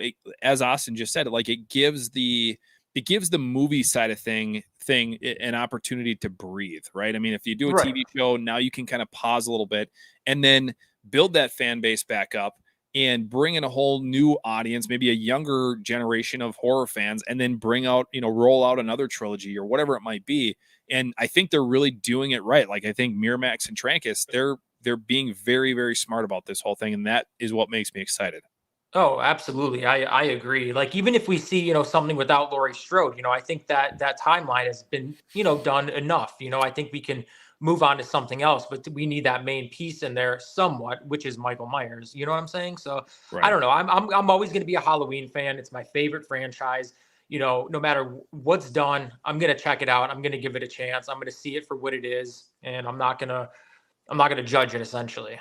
Exactly. I can tell you right now, even if this show is completely terrible, I won't miss an episode. And for sure. I'll tune in every episode because it's more of the thing I love, even if it's just to go look at what they're massacring, my favorite thing. But I'm gonna be there every time, and that's just kind of the dedication of this fan base. Right. Yep. And I think most of it too is like all of these directors that want to take on Michael Myers, they're fans too. They just want to kind of show their vision and where they see him going. So it's like I don't think that someone's making these movies that can't stand them. So I think everyone has a vision, everyone has an idea, and I respect everyone's ideas. Yeah, exactly. No, well, it sounds like we are a very similar mindset, because that's exactly how we feel. And I mean, that was, when we were talking about doing this podcast, it was like, well, what do we ultimately like? What's the mission statement, right? And that is Halloween Lives. We want the franchise to continue on. We want it to move forward in whatever capacity that is, whether it's a TV show or movies or whatever. And I just think we're very fortunate right now to be in a position where we just got 3 movies over the last 4 or 5 years, whatever it is, and now we're staring down the barrel of potentially a TV show and more movies. And it's a really great time to be a Halloween fan. And we're excited about that. Yeah, it is. It is. I've been one since I was 12 years old. I'm 35 now. And it's like, keep them coming, Exactly. What was the first Halloween film you saw? H2O. And I didn't even know it was a sequel to anything. Dude. Yeah. Same. I'm sure you probably have heard us tell the story, but same. H2O really seems to be like, that was a lot of fans' first Halloween films. I feel like 78 or H2O are like lead the way. Yep. And that's because that's when I first started watching horror, like that's what was Halloween, H2O. Yeah. Another one that was in was The Faculty. So I watched that one too. Yes. And then I remember a couple months later, I had a friend at school let me borrow the original 78 on VHS. I watched it, correlated the two together, and then I started watching them in sequence after that. Right. No, that's awesome. That's cool. Do you have probably the original, I'm going to guess, is much like most people, it's like their favorite, but I mean, what are your top 3 favorites out of the whole franchise? The original, just because it is the classic. Yeah. This might be a hot take with a lot of people, but a close second is going to be Rob Zombie's Halloween. Okay. Second person tonight. Yeah. Yeah. And the movie started out a little rough, it did, I don't think we necessarily needed the backstory we got, but his vision of it, the brutality of it, I thought was amazing. Yeah. I just watched. Then my next favorite, which is probably going to be Halloween 18, which it took me a few times to get to that point because I had waited 11 months in anticipation for that movie every day. And when I saw it, I was a little disappointed. It took me 2 times again, realized I loved it, and I went on to Halloween Kills next. So, dude, it sounds like you literally are thinking the exact same way as we were, because that's how I was when I saw 18 the first time. I saw it with our cousin, and I remember turning to him just being like, man, I don't know what to think. I'm a little disappointed. And much like you, Matt, it's grown on me a lot. And I talked a little bit about at the beginning of the show, I haven't been able to watch much for horror movies yet this year, but I cannot wait to watch Halloween 2018 here in the next couple weeks. Because it's grown on me so much from that first time that I saw it. Yep. And and I will say this, another one I always love too is Halloween 4. That's another one of my favorites. Oh my God. Yeah, we're huge Halloween. The intro of Halloween 4 alone. Yeah, I'm in a Halloween spirit for the rest of the day. Yep. Yeah. Oh yeah, and everybody talks about that. Everybody talks about that atmosphere. Like that atmosphere gives you like that farm life. It's so good. It's so good. Totally. Yeah. Matt, where can people find you? I know you're on Instagram. Do you want to give like your shout out your Instagram handle or anything like that? So I'm pretty new to Instagram. Nothing too much on there right now. I do have a YouTube channel, Slashing It with Matt. It's been a little while since I've done anything on there, but I am working towards that. And I am on TikTok, but instead of Slashing It with Matt, it's Everything with Matt. And I just started doing like some scary story lives on there and things like that. Cool. Very cool. I'm gonna have to give you a follow. Yeah, I'll have Thanks, to check guys. that out too. I love anything like scary, spooky, paranormal, horror, anything like that. So yeah, I'll have to check that out too. Oh yeah, and same here. Like my wife, she loves horror too. She's not the biggest Halloween fan. So when I get the chance to talk to Halloween fans, I love every second of it. So hell yeah, man, that's awesome. Yeah. That's awesome. Well, we appreciate you sticking around for coming on the show tonight and chatting with us. And stay in touch. We'll definitely have to talk again in the future. And yeah, absolutely. And let's hope we get that TV show or movie, whatever it is, soon. And I hope so. That. Yeah. I hope so. And I look forward to the next episode, guys. Thanks. Thank you so much. Yeah, thanks, man. We appreciate the support. All right, guys. Thank you. All right, have a good night. See you, man. All right, you too. What a cool dude. And you know what? And he is always in our comments saying kind things. Yes. And like, and this goes for everybody who's here tonight, because obviously if you're here tonight, it means you're watching the show, you're a fan of what we're doing, or a fan of the series. And like, from the bottom of our hearts, thank you for, making this what it is. We're past like 840 subscribers now. It's totally like, it's beyond what we were expecting to be. And it's really cool. And we can't thank you enough. I was talking with somebody else today, and they were like, wow, you're at episode 40 already? Yeah. I'm like, yeah, actually we are. We're at episode 40, which is just incredible. Just that we've done 40 episodes, weekly episodes. Haven't missed a beat through sickness. I had my damn, not my pancreas, appendix, right? I was just my pancreas taken out. My appendix taken out. Austin, carried the show. Like we've been through thick and thin over the last 40 months or 40 weeks, and it's been a lot of fun. We've got a lot of cool stuff still coming your way. But Matt, thanks for coming on the show, dude. Definitely stay in touch, and we appreciate the support as always. Let's see. We're gonna go to another huge supporter of our show, and it's Mr. Justin, who is, dude, he is rocking the Corey Cunningham mask. Dude, I know you're sick. You were chatting earlier today. How you feeling, brother? Terrible. Oh man. No. Did you miss me? Yeah, dude. Absolutely. That's that sucks. Hey, let's see that mask again real quick. Yeah, I hate myself. I actually kind of ruined it. Perfect shape, but I don't know if you can see that. The paint. I gotta fix that. Oh, did it chip or what? I can't really tell. So just to preface and whatever, when you get these stock TOTS masks in, the mouth is, I guess, non-accurate. Like, how they paint it, it's quick, it's mass-produced. They just do like just the smile. Right. So I don't like it non-accurate. So of course, sure. I went to Michael's, tried to get the same paint, and I just got the. I don't know if you can probably see it now, but it looks off. Sure. I don't know. Well, so and you Sorry. you just got this, right? Because I think didn't you just do kind of like a little bit of an unboxing? Yeah. So I got it like a week and a half ago, and for some reason nobody else was getting like pre-orders. Yeah, you were like the first guy I knew to have it. Yeah. It's weird. I don't know what the heck TOTS was doing. Everybody else's pre-orders showed up the week after H45. I got mine literally the day of H45. Right. So I don't know what happened. Oh, speaking of H45, how's it feel to see 5-screen used masks? Dude, I hate you guys. I hate you. It's cool for me. And I know, Justin, you're pushing for that kills rehaul, which is coming, and it was sort of inspirational for me to go out there, and I took lots of great pictures.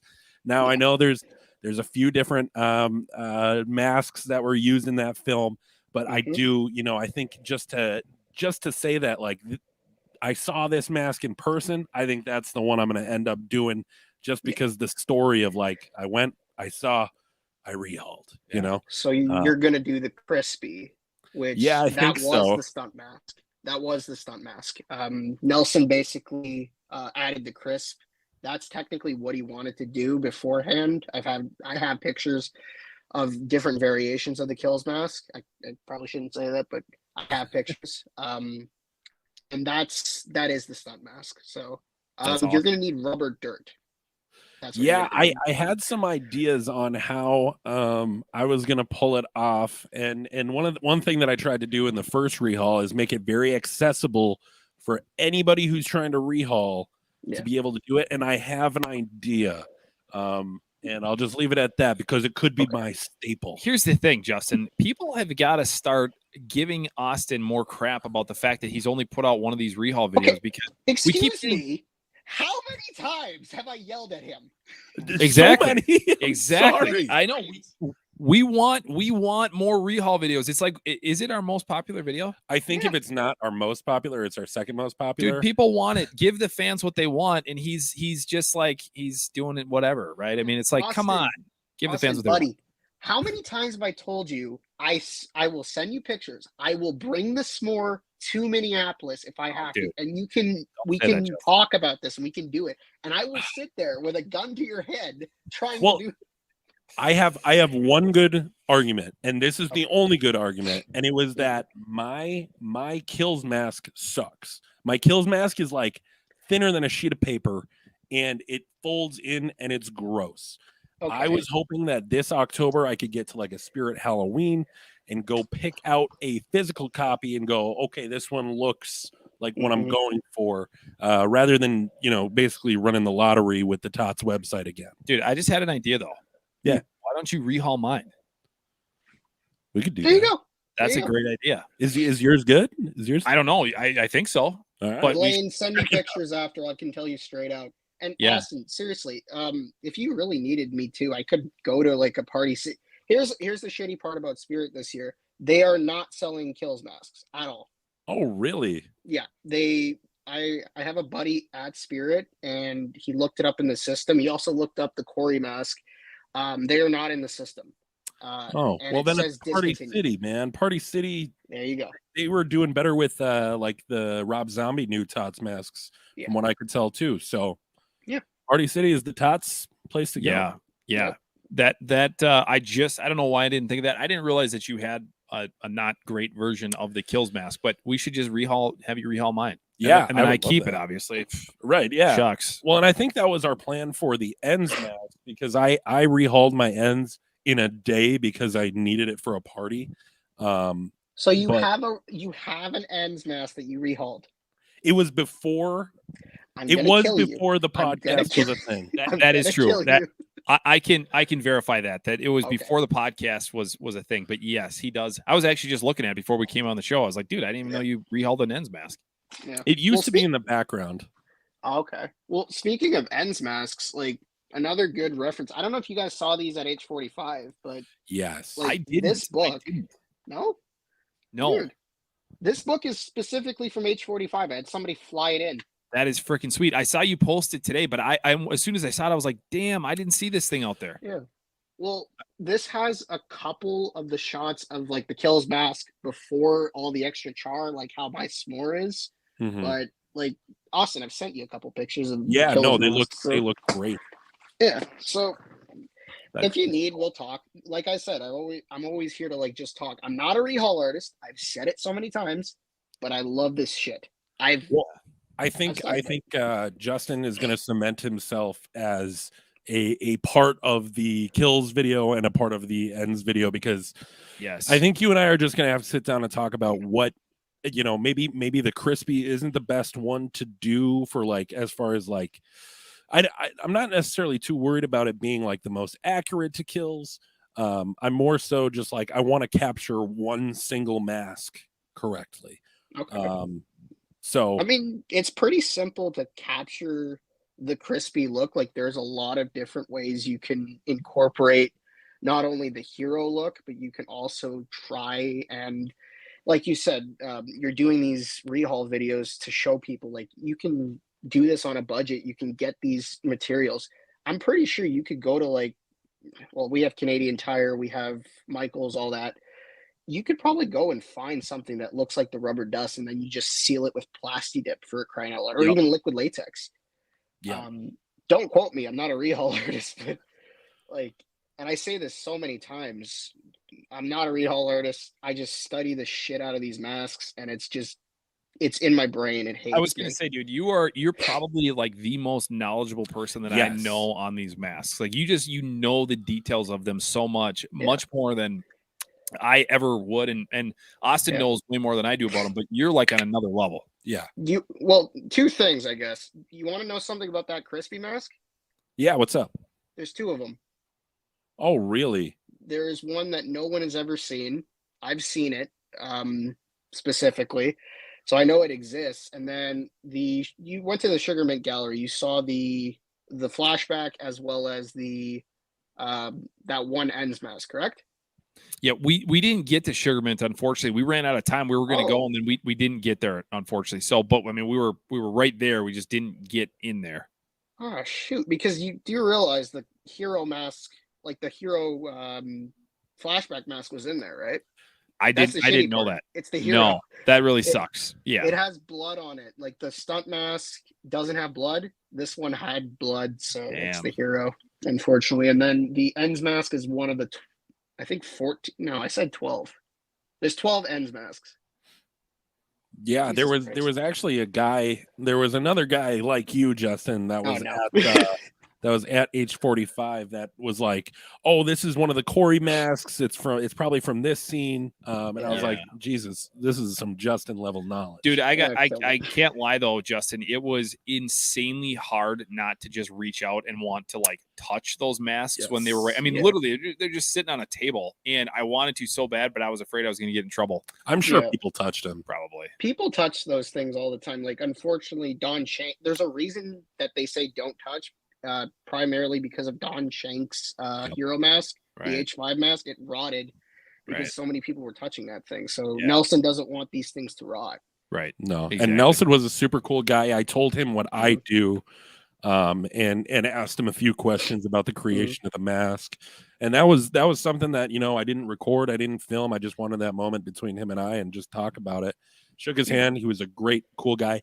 Very freaking tall, by the way. Yeah, he's tall. He's tall. Yeah, he's a big. I'm surprised he didn't let you guys because some pictures I've seen, people are literally holding the screen use masks. He didn't let you guys do that. I didn't have the balls to ask, to be fair. And I didn't. Buddy, you need to have the balls. Like, if you have the opportunity, and I'm gonna sound really weird saying this, to smell a screen use.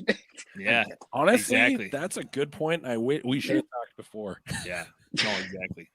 I mean, is he going to be at any conventions coming up for you guys?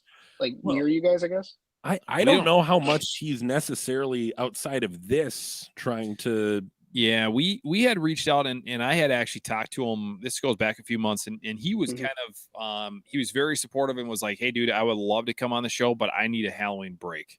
So I was like, cool, I get it. So I'm going to give him a little bit of time, let that, simmer a little bit. And then we'll get back to him, but hopefully we can get him on the show and chat. Of course. That'd be freaking fantastic. Yeah. Like I continuously say to multiple people when I talk to them, like, just come watch the podcast. If you love Michael Myers, just come watch it. Yeah. A lot of people know who you are, guys. We appreciate that, dude. Yeah, we appreciate it. Hey, tell us a little bit about this Best of Myers 2023 thing you got. Oh, speaking of, do we have any announcements to make? You are in the final, my friend. Let's go. Yeah, baby. It just ended as I came onto this, and I before you guys got me in, I just checked and I'm like, okay, where's Blaine? Where's 90? You had 92 votes, and then the other two had 67, and I think 80. Okay, so awesome. You are up against me, which I think I might have to pull out because technically I'm the organizer. That's kind of iffy. So technically you're against me. You're against the man behind many masks. That's my buddy Chance. Michael Myers of IG, who you guys met.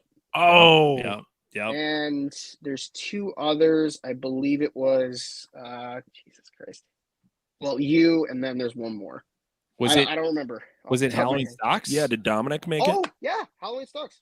Hell yeah. Okay. All right. So it's down. So it's down to 4 or 5? It is down technically to 5. I will be probably deciding what happens in terms of if I have to pull out, I will probably have the next best person take my slot. Yep. And then I don't know how round 5 is going to go. It's the finale, and there's 5 participants, but it might just be post post one at a time, like you guys, the poll, and then the amount of votes I guess you guys get will determine who wins. Sure. I think that's how I might do it. But Very cool. dude, you got in. I'm proud of you. I'm proud of you. Yeah, dude. Well, first off, thank you for doing this whole competition. I mean, it's been really fun and been really cool. And there have been some amazingly talented people and cosplays and photos. And for me to make the finals is just freaking badass, bro. I'm not gonna lie. Like Justin, you and I have talked a lot about it, and I would love to play Michael Myers in a fan film. Obviously, in a real film, that would be sweet, but in a fan film, whatever it is. And I think just to be even at this point is so cool. And I'm just glad you did it. And obviously, to the people who are watching, who have supported me through that, thank you. And we'll see where we can go from here. And who knows, maybe crown the champ or runner up or whatever. But I'm excited to be in the finals. That's so cool. It's a Michael Myers resume builder. Yes. Yeah, it's definitely a resume builder, but like you said, I wouldn't technically have this contest if it wasn't for everybody. So I have to give a huge thank you to you, to everybody who participated, because keep this in mind, guys. I started this last year. Okay. We only had 50, and that was some of my close friends that I basically forced. Right. I guess I forced them to join, and that went successfully. And then I came back this year and it's 120. That's amazing. That's nuts. Amazing, that's awesome. Good for you. It's a headache. It's a headache, but it's worth everything, because if you can just push someone to have that experience, remember, when I started, I was scared shitless. I didn't want to cosplay. And now look at me. Right. So exactly. I remember when that first week came out, because you had talked about this, and then I remember when that first week came out, and just it was really cool how you gathered the fandom, and that was just really badass. And everybody, even if they weren't participating, were involved in this. And it was a little, we talked about kind of like a mini H45 of its own, like an online. I hear H45 and I just get depressed because I wasn't there with you guys. You got to go to H50, dude. We'll have see to. you there. Yes. I'm there. I am 100% there. I've already been saving for it. Awesome. Along with the Secret Ends project and the H40 returning and everything. Yeah. So it's saved. I'm going to be there 100%. That's awesome, dude. Well, hey, Justin, where can people find you on Instagram or social media or whatever you got going on? Where can they find you? Shape of Winter. That's where you can find me at Instagram, Shape of Winter. I'm known as the idiot who is continuously promoting his H40, even though I don't have it anymore. Thank you, Connor Patrick. He has it. Or the s'more. I swear to God, everybody hears the s'more and they think of me. Yeah. Easily. Yeah. But Instagram. That's pretty much where you can find me. That's awesome. And check out the Best of Myers 2023. Those polls will open Friday of next week. They will open on Friday at around, I believe I'm going to say 12 noon. And then we're going to do the final announcement on the week of Halloween. Excellent. Yeah, dude. Can't Time wait. to text everyone I know in the world. Austin, exactly. I swear to God, you better text me and we're going to talk about this rehaul stuff. Okay. Yeah, no, I will. I'll reach out to you after the show tonight, man. You better. You better. Make it happen. Lane, good luck. I'm extremely proud of you. Thanks, Justin, dude. I appreciate it, and thank you for doing what you do. Of course. Hey, see you, man. Hey, feel better too. Oh God. Go sleep. See you, Justin. Take care. Oh, dude. Yeah. Well, first off, you got to get on the rehauls. That's long overdue. There are weeks where we put out episodes that do well, but still our number one episode or our number one video that week is the rehaul. So I gotta for the show. And to be 100% fair, Austin literally does 99.9% of the work on this show. So there is a lot that you're doing that goes into the show, and obviously you only have so much time. But even if you did a rehaul over the course of a month or two, I mean, we could put that. And that's kind of how I did the first one. So I think I just gotta get the balls. Right. Do it. Yep. So. Exactly. Well, let's bring on our next guest. We're going to go with the guy who has been sitting here for a very long time. Chris, what is up, dude? How you doing? Guys, what's happening? Hey, good to see you, man. What's happening? How are you excited about the announcement of Miramax? Yeah, man. Looking forward to it. Yeah, that's so are you looking, would you rather see a TV show or movie? Probably movie, but I'll take anything. Yeah. That's awesome. So Chris, where are you from? I'm from Melbourne, Australia. Oh, are you in Australia right now? Yes, I am. Yeah. Damn, dude, we're talking to someone. What time is it in Australia? It is 1:30 in the afternoon. Oh, okay. All thank right. God. Yeah. Well, I obviously it's what time is it here? It's 9:35 p.m. So it kind of makes sense but I was like, dude, if he's gonna tell me it's 3 a.m. or something, I'm gonna be like, you're officially our number one fan. Yeah. Middle of the day.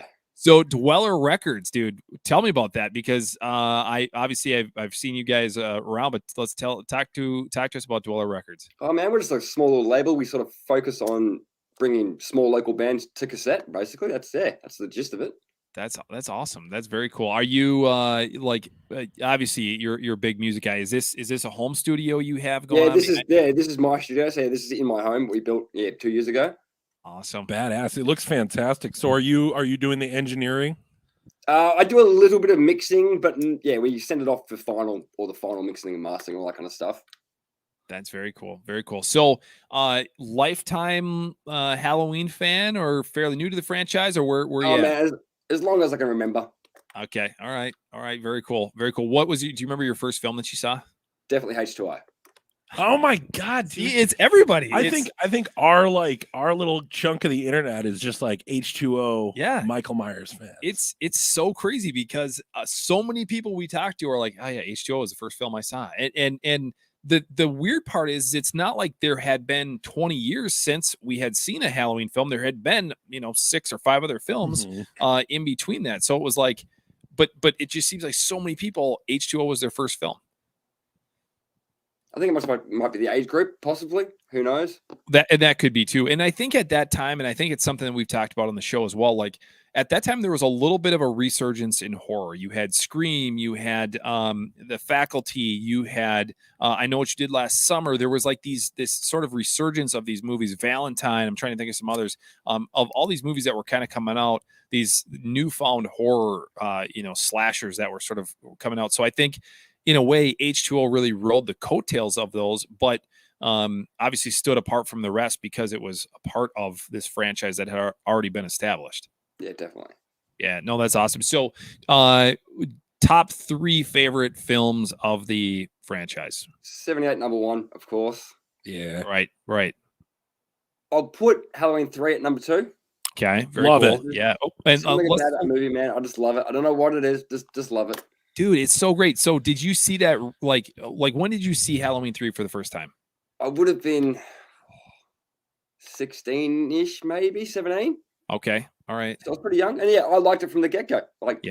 That's awesome. So, okay. So you had seen it earlier than Austin and I did because we just, I probably saw it for the first time 7 or 8 years ago, maybe. Yeah. And yeah, you were probably not much further behind than me, but dude, it is such a good movie, and people who don't like it, I get why they don't like it, and I get the whole it shouldn't be a Halloween called part of the Halloween franchise. I get that, but as a standalone film, I love it. I watch it. It's the last movie that I watch on October 30th every year. Like I roll into Halloween with that being the final film that I see before Halloween Day, and it puts me in such a rockin' Halloween spirit. I love it. Yeah, man. I know. It's just there's something about it. Just there, the atmosphere of the whole movie. It is a standalone movie, and I already appreciate it for being standalone. Right. But I see it as a trilogy. You got 1, you've got 2, and you've got 3. 2 was kind of stretching number 1. Like yes, right, for sure. Carpenter didn't want to make number 2, so it made sense for something different. Like I'm okay with it. Right. I mean, and that's the John Carpenter trilogy. It doesn't get more like original idea of Halloween than those 3 movies. No, I definitely agree. Yeah, it's so true. So okay, so Halloween 3 is your number 2. What's your number 3? It changes between 2 and 4. Okay, cool. Fair enough. You're in the same boat as we are. I feel like it's I don't remember. So 78 was obviously our first. I think mine was H4 and then H2, I believe. Yes, you and I we did 78, and then your number 2 was H4, my number 2 was H2, and then vice versa for the 3 spot. Yeah. Yeah, it's such a good it's such a good fit. Like, well, H2 and H4, they're just both really great movies, and the way that I look at those is they're OG. You know, I mean, there's almost like after H2O or maybe Resurrection, there was a line that sort of got drawn in the sand with the Rob Zombie films, and it was like I look at that as like the new films, even though they're, I mean, Jesus, Rob Zombie's film is almost, it's gonna be 20 years old here in just a few years, but that is like, that's the new side of the films, and everything before that was the OG. And when you're talking about H2 and H4, like you can't beat them, man. No, I definitely agree. And like, so, sorry, go ahead. Going to get H3 after H2, H4 is perfect. Yes, dude, it is. It's so. I mean, we talked about it already in this episode, how the opening title sequence, it does not get any better than that. Probably my favorite titles in any movie. Yeah. It just immediately puts you in the mood for Halloween. What's October like in Australia? Man, it's usually hot. Yeah. But now it's raining and cold. So it's surprising. Really? Okay. All right. This is probably, I'm going to sound super uneducated here, but do the leaves and stuff change in October, or is it like your summertime there? This is my spring now. This is your spring. Okay. All right. So we're coming into summer sort of thing. Okay. All right. Well, that's awesome, dude. That's very cool. Chris, where can people find you at social media wise? So yeah, for anything sort of record wise and cassette wise, Dweller.records on Instagram. And music wise, I play in a punk hardcore band called The Orphan. You can find us at theorphan.noise on Instagram as well, and Facebook and all that kind of jazz. Awesome. So you're punk sort of hardcore music, give us a go, I guess. Dude, that's awesome. So you're in a punk band too? Yeah, cool. Yeah, in a punk band. Yeah, so it's more on the heavier side of punk. But yeah, we call it punk. That's awesome, dude. What do you play? I play the drums. That's behind me here. Oh, okay, that's awesome, dude. That's very cool. I would not call myself a drummer by any means, but if I was to say that I ever played an instrument for any long period of time, it was the drums. And I'm still like, I'm that guy who's like constantly tapping on something or like, bouncing my foot or whatever. All the time. That's me. Yep. Yeah. So you know how it is. It's almost like I feel like there's something wrong with me, but it's just like I'm constantly always like tapping or doing something. And so yeah, that's awesome that you're a drummer, man. That's super cool. So well, dude, thank you so much for coming on the show. Yeah. Thank you for all your support too. I noticed your comments and I mean, we're literally talking to somebody on the other side of the country right now, and other side of the world, the other side of the country, the other side of the world. Thank you. Yes. It's obviously late for Chris. Yeah. So, yeah, no, it's the other side of the world. And I think that just goes to show, this podcast reaches such a huge audience base as far as just all around the world. And it's awesome talking to you, Chris. And like I said, we greatly appreciate the support and you coming on the show. Next time we do another live show, come on and we'd love to chat with you again.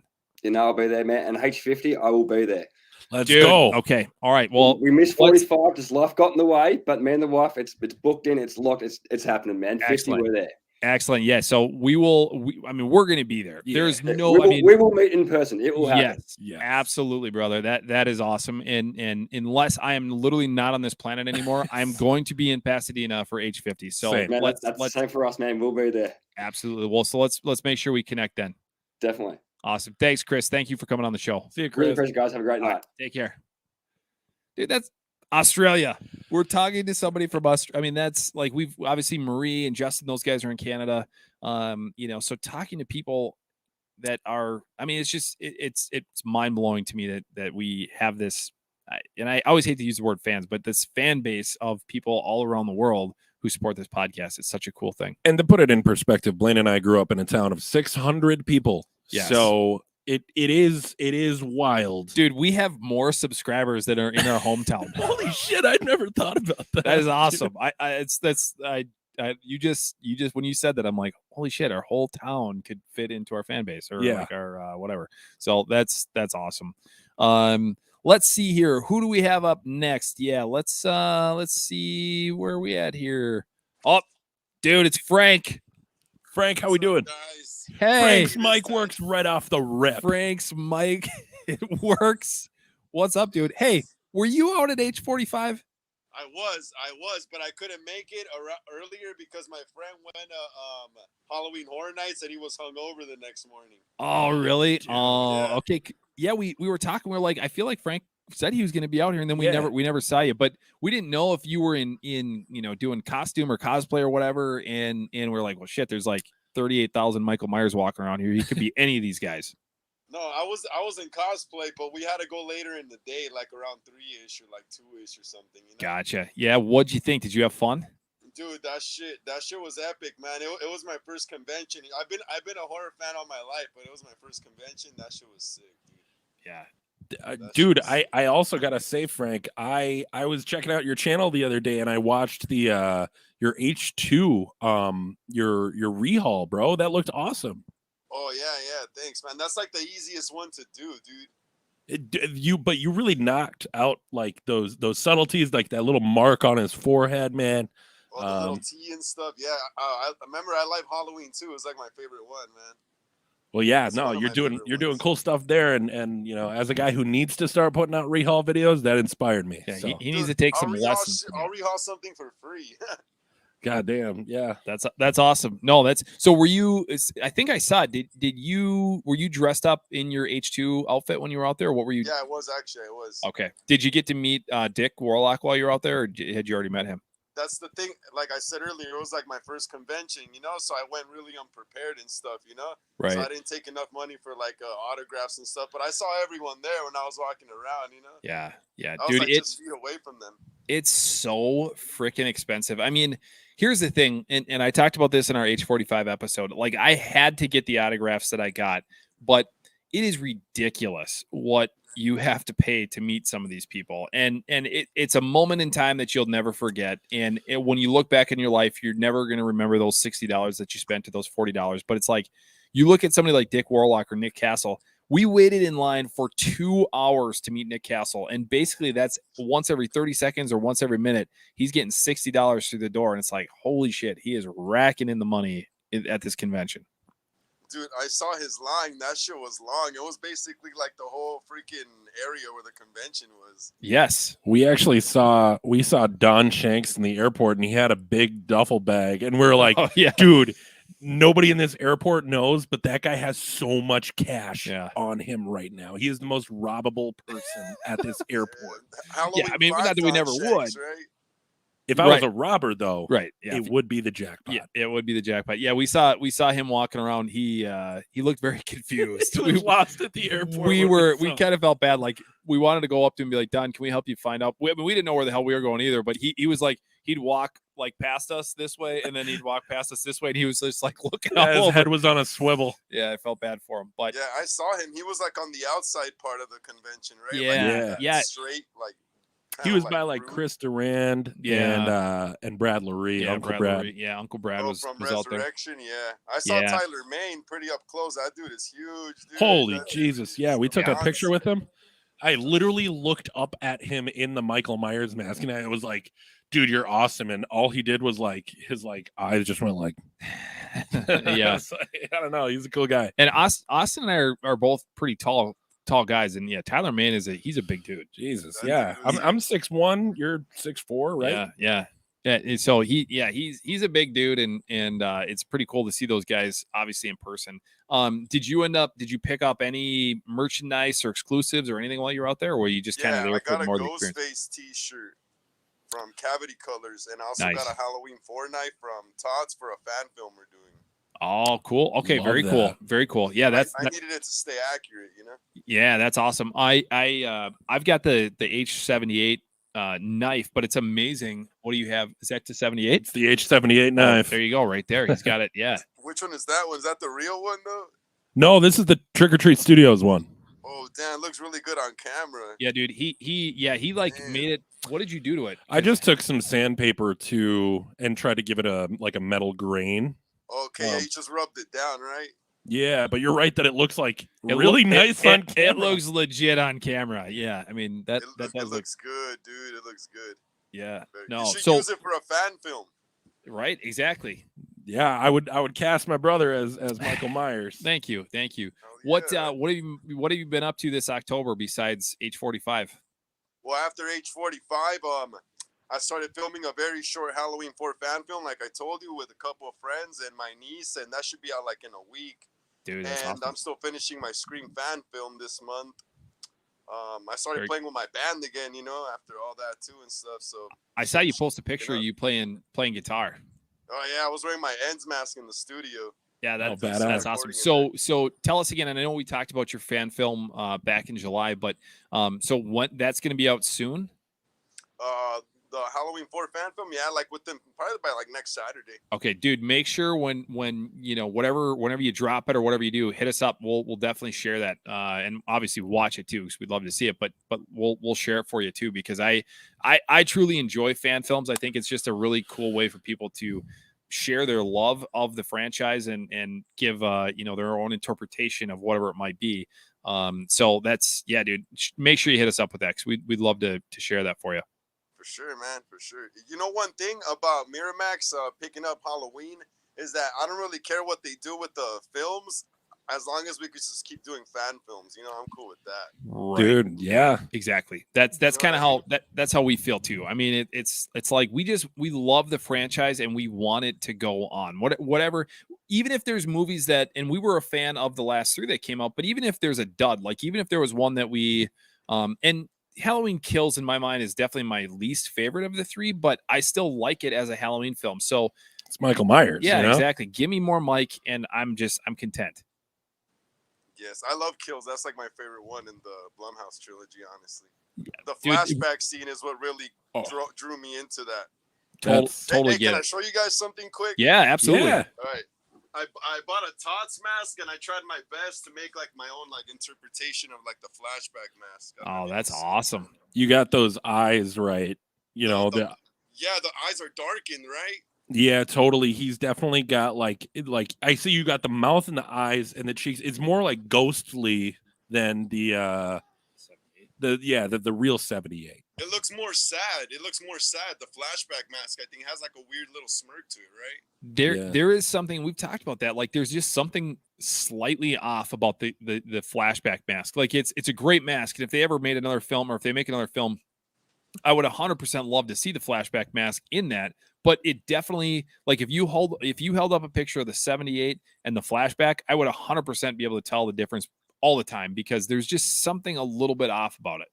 I think the flashback mask is molded more after Tommy Lee Wallace's face when he's breaking through the closet, and the OG 78 mask is more Nick Castle's longer face. Sure.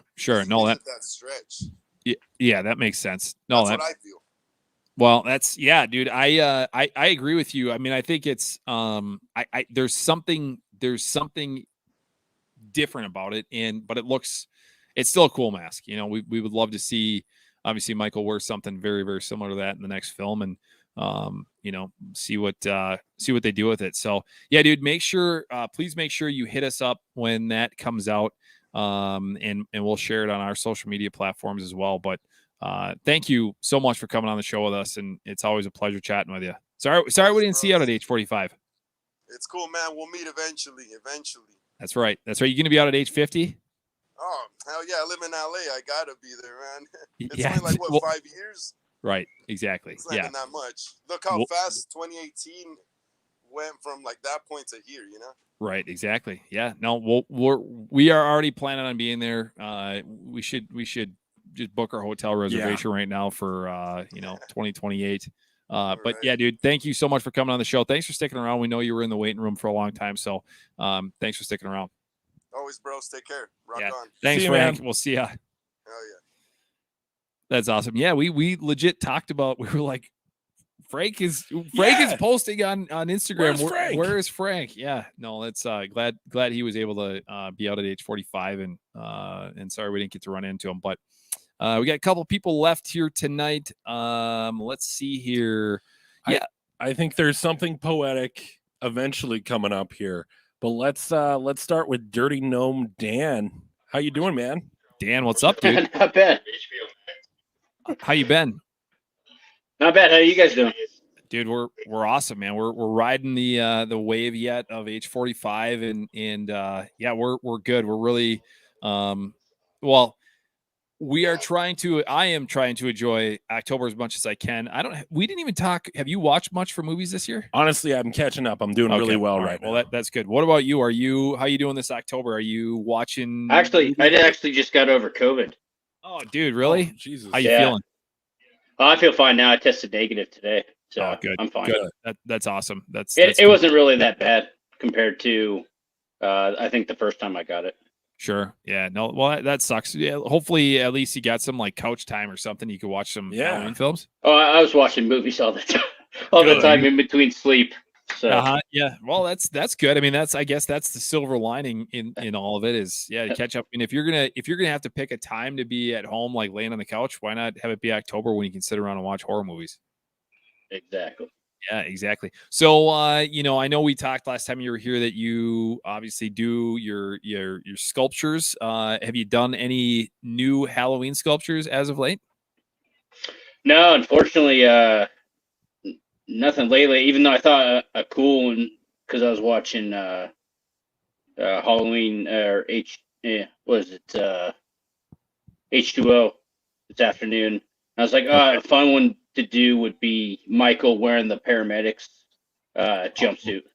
Dude, that would be cool. I was like, I think that'd be a cool one.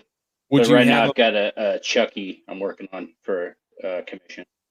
So how long, like when you start your Chucky, and now assuming you're not sitting at home with COVID, but I mean, how long does that typically take you to do one of those?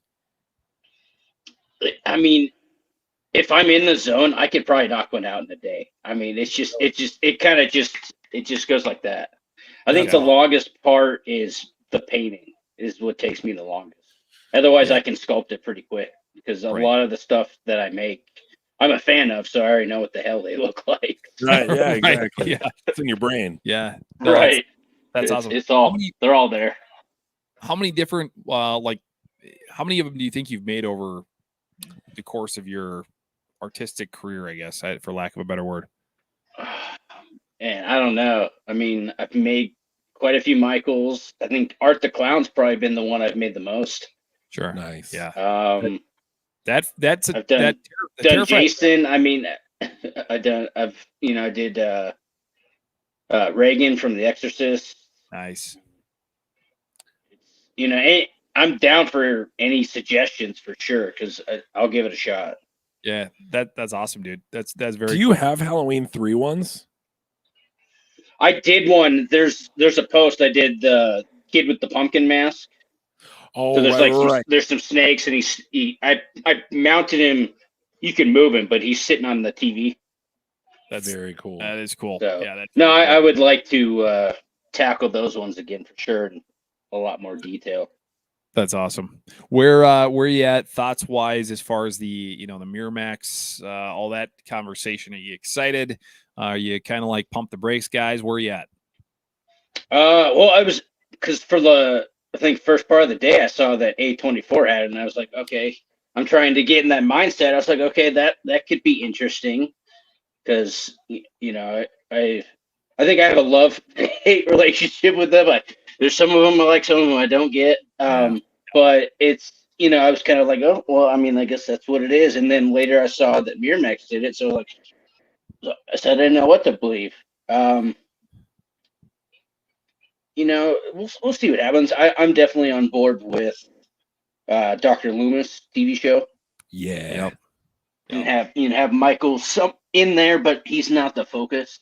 Right. Exactly. And you want to see the timeline of Loomis from when he first meets Michael to when he escapes. Yeah, exactly. Though just to cover those 15 years over like 3 seasons, just to jump forward like 5 years every season. I agree. I think that'd be really cool. I think it's the perfect way to like we've been saying is just take a breath from the movies and still, give the fans what they're looking for, but do something a little different. Yeah, exactly. And like you said too, I mean, just to have, Michael Myers is there. Everybody knows Michael's there. He's at Smith's Grove, but to just have him be just a little bit of a background character more than anything, where he's not super upfront and in your face. He's not the Michael Myers who's stalking people. And, maybe they're just giving some backstory on him. Like, I know in what were we talking about? I don't remember. One of the books goes into detail about how maybe it was the 78 book. I can't remember now, but how like the other inmates were terrified of Michael Myers in at Smith's Grove, you know, because he was this, I forget what they called him, like the Lord of the Dead or something like that. I mean, there was some of those kind of conversations, and to fill in just that, what happened after Halloween, you know, 1963 to Halloween 1978, to fill those years in, I think would be really fun and exciting for the fan base. Yeah, no, I think that'd be really cool. So any big Halloween plans for October? The plan is I'm going to go to a horror convention. It's like the weekend before Halloween. Nice. In Florida. It's a good way to get in the spirit, man. Can confirm. Well, it's a show I usually vendor at, but I haven't been able to do it the last couple of years. So I'm going down there in hopes to get my foot back in the door, because it's a fun show to do. That's awesome. Do they have any celebs from the franchise that are going to be there from Halloween? I think Daniel Harris is going to be there, and probably her sidekick. Scout. I think Scout. I think they're both going to be there. Okay. Yeah, I think this is their 30th anniversary of this convention, so they've got probably over 30 guests, if not more. Damn. Nice. Which convention is it? It's called Spooky Empire. Oh, it's yeah. in Orlando. Yeah. Yep. I've heard that is I didn't realize they had been around for 30 years already, but I know that's like one or 20 years, something like that. It's sure. It's their big anniversary show, so they're going all out. Yeah, I think it's awesome. 20. That sounds about right. Yeah, I've heard of Spooky Empire, and I've heard do they do two, like one in the fall and one in the spring? That's what I love that. Yeah, that's really cool. Yeah, it's like March, April, and then they'll do one October. Yeah, that's where, you know, obviously we're from Minneapolis. We legit have one horror convention for this whole area. I mean, Wisconsin doesn't have anything. South Dakota, North Dakota, Iowa doesn't have shit.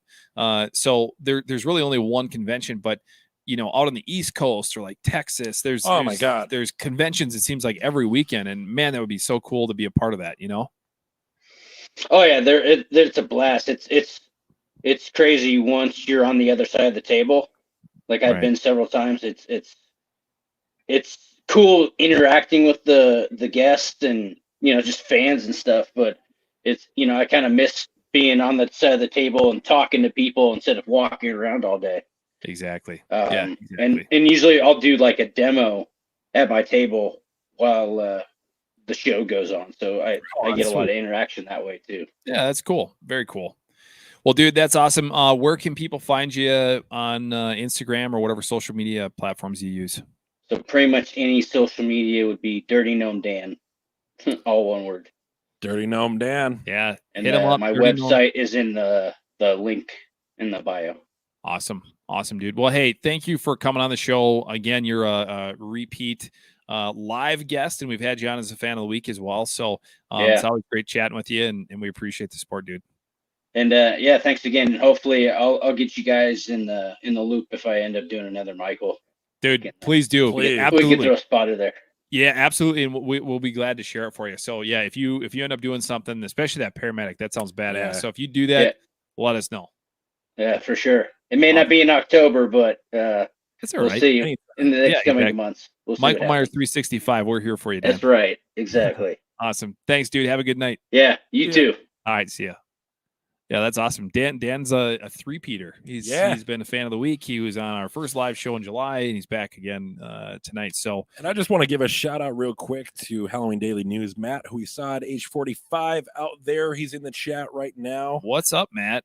Saying that he never clogged the feeds with the A24 BS, which you know, it's a good thing because it was all speculation, and now we got kind of the real deal here. Yeah, no, that's awesome. We got a chance to chat with Matt very briefly out at age 45. He's a super cool guy. He was running, dude. Matt, he was in the business. Like I saw him, but I was like, dude, he's like doing stuff here. He was running around like a chicken with his head cut off. He was obviously very much a part of that whole thing, and very, very fun to see him and. Dude, hopefully, well, I know you'll be out at age 50. If there's an age 50. Matt's there, guaranteed. Yeah, Matt will be there. Make sure you guys go check out Halloween Daily News and all the work that they do, because they are literally leading the industry. I feel like in horror news, like there's just constantly breaking stuff going on there, and where we get a lot of our information too is coming from Halloween Daily News. So make sure you check out Matt, and we'll see you out at age 50, obviously, again in a few years. We got one person left, and it's Mr. Bryant.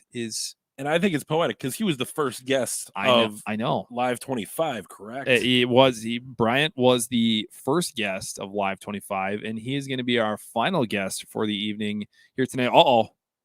Bryant, we're stuck under your desk, Bryant. There he is. What's up? Oh, hold on. We got Hold on. We got you muted. Let's see if we can get you. The guest has chosen to mute himself. Oh, Bryant, can you unmute yourself? I can't do it for you. It's saying you're muted and we can't unmute you. Oh, say Hello? something now. There we go. We got you. Can we hear? We got you, bud. Okay, You're the closer tonight. Yeah, we opened up with you, and now we're gonna close with you. Hold on. Oh my god. We Why made is it this this happening? far without any technical difficulties. It really is. Yeah. That's okay. We'll figure this out. Can you hear us? Okay. Mr. Bryant? Hello? Yeah, we got you. Can you hear Hello? us? I can hear you just fine. I think my earpiece shit out. Oh yeah, no man, we got you. We got you. Thank you for sticking around. We were saying that you were the opener for us on Live 25, and you're going to close us out for this special 40th edition or 40th episode that we have going on here tonight. What's good, man? Everything's all right today. Happy Friday the 13th. That's right. Yes, That's right. sir. Likewise. Yeah, I'm gonna take this out because it's not even on. But yeah, I was gonna stop in, say hi to you guys. Happy Friday 13th, like I said. I think the first guy that was on, he was talking about a tattoo. Yeah, Trey. I actually got a Friday the 13th tattoo today. No way. Let's see it. I can show it to you. It's nothing crazy big, but hold on one second. Here we go. Yeah, can you see that? Oh, dude. Wrong way. There we go. I'm trying to get it so you can. It's like the pumpkin. Yeah, dude. That is sweet. So it's I don't know if you can see. Yeah, it's the knife with the pumpkin reflection in it, like or the half. Dude, that's yeah. sweet. Is that your first Halloween tattoo? Oh no. Okay. I have the other one here. It's kind of hard to show because it's upside down, but I got the. Oh my god, this is backwards. Sam Hain, the Sam Hain. Sweet dude. Yeah, on the trying to kind whiteboard of get it so y'all can. Oh my god, this is weird backwards. I got you. No, we can see it. But Yeah, yeah, that's I got awesome. Dude, those. we were just talking. I think I sent you a picture of one. Oh, that's right. You did. Yeah. I do remember that. Yeah, you did. Because we were kind of talking about there could be almost a whole episode on Halloween tattoos.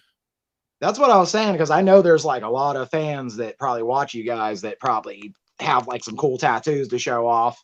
Right. I was like, I would like to show mine. If you have an episode, we can send them in, show pictures and stuff. I always thought that would be cool. So if y'all ever do that, yeah, I that got would you. be cool. We could almost just do like a whole like a collection of like fans of the week where it's just tattoos, because I mean that is a whole nother level of dedication. When you are tattooing something permanently on your body, you are a fan. Indeed. Yeah, indeed. I couldn't believe. I still look at my Michael Myers tattoo all the time, and I'm just like, I can't believe I got Michael Myers on my arm. Like, that's awesome, dude. We were just talking today because when I went to go get Don Shank's autograph out at age 45, there was something so horrible happened. We were standing there, and there was this young kid. He was probably early 20s. He was in front. He was younger than me. Yeah. Okay. He was standing in front of us, and he was getting his autograph. And he's like, he's talking to Don Shanks, and he's getting his autograph. And then he's like, "Hey, I got something I want to show you." This is what this kid said. And he shows him his wrist, and he's got the Cult of Thorn tattoo on his wrist. But dude, I almost got that today. Okay, but he's got it on his right wrist because and it's actually on, and Don immediately was like, "Wow, that's awesome, but it should be on your left wrist." And it like crushed this kid's spirit. Like, legit. I felt so bad for him. And we talked about it, and we were like, why didn't Don should have just been like, "That's really cool," But the kid was like crushed that it was on his right wrist and not on his left wrist. Damn. Yeah. It was a tough story. I would cry. The movie must have been flipped then, and Don was just like, "Yep." Yeah, It was the cover, the album cover for the record cover of, and I forget who did the record cover for H5. It's like it's just a shot of his wrist with the tattoo. And the kid said he used that as reference, but in the movie they show his hand, and I think it's Don said it was his left hand, not his right hand. So I can't remember right off, honestly, but yeah, that's a sick tattoo nonetheless. Yeah, you might want to look into that. If you get the Cult of Thorn tattoo, just double check that thing, because according to Don Shanks, it was his left hand, not his right hand. I think it's cool on either wrist. Yeah, but it was. Kid. Yeah, dude, I legit felt bad, because it was like, I mean, we literally saw this kid's soul leave his body. I felt terrible. And yeah, it was too bad. And he's like, well, I guess I'm going to have to get this fixed. It was like, yeah, it was like, bro, you don't get that fixed. Yeah. You get that lasered off and another tattoo. Yeah. Not kid. good. I don't So, know. hey, dude, what do you think of the Miramax news? You excited? I'm excited about it. I'm always excited about some new Halloween, some Michael Myers, like whatever they do, I'm down. It's you know what I mean? Because we're always going to have the ones that we know. We're always going to have them. We have like how many movies to choose from? Yep. Like we're like, it just keeps getting better. And like, I feel like I see all the, I think somebody was also talking about earlier. I was trying to listen. I was on the way home listening. But I think I heard a lot of people talking about, they're like, just stop like arguing. All the Halloween fans, quit arguing. Like, just dude, like we're all in this together. Like we're supposed to be enjoying this together. Exactly. Like, you know what I mean? Yep. Like, I'm excited about it. I would never want so much like infighting amongst the fans that Trancus or whoever is just like, you know what, screw this. If they're going to be that critical of this, we're just not going to do it anymore. You know? Yeah.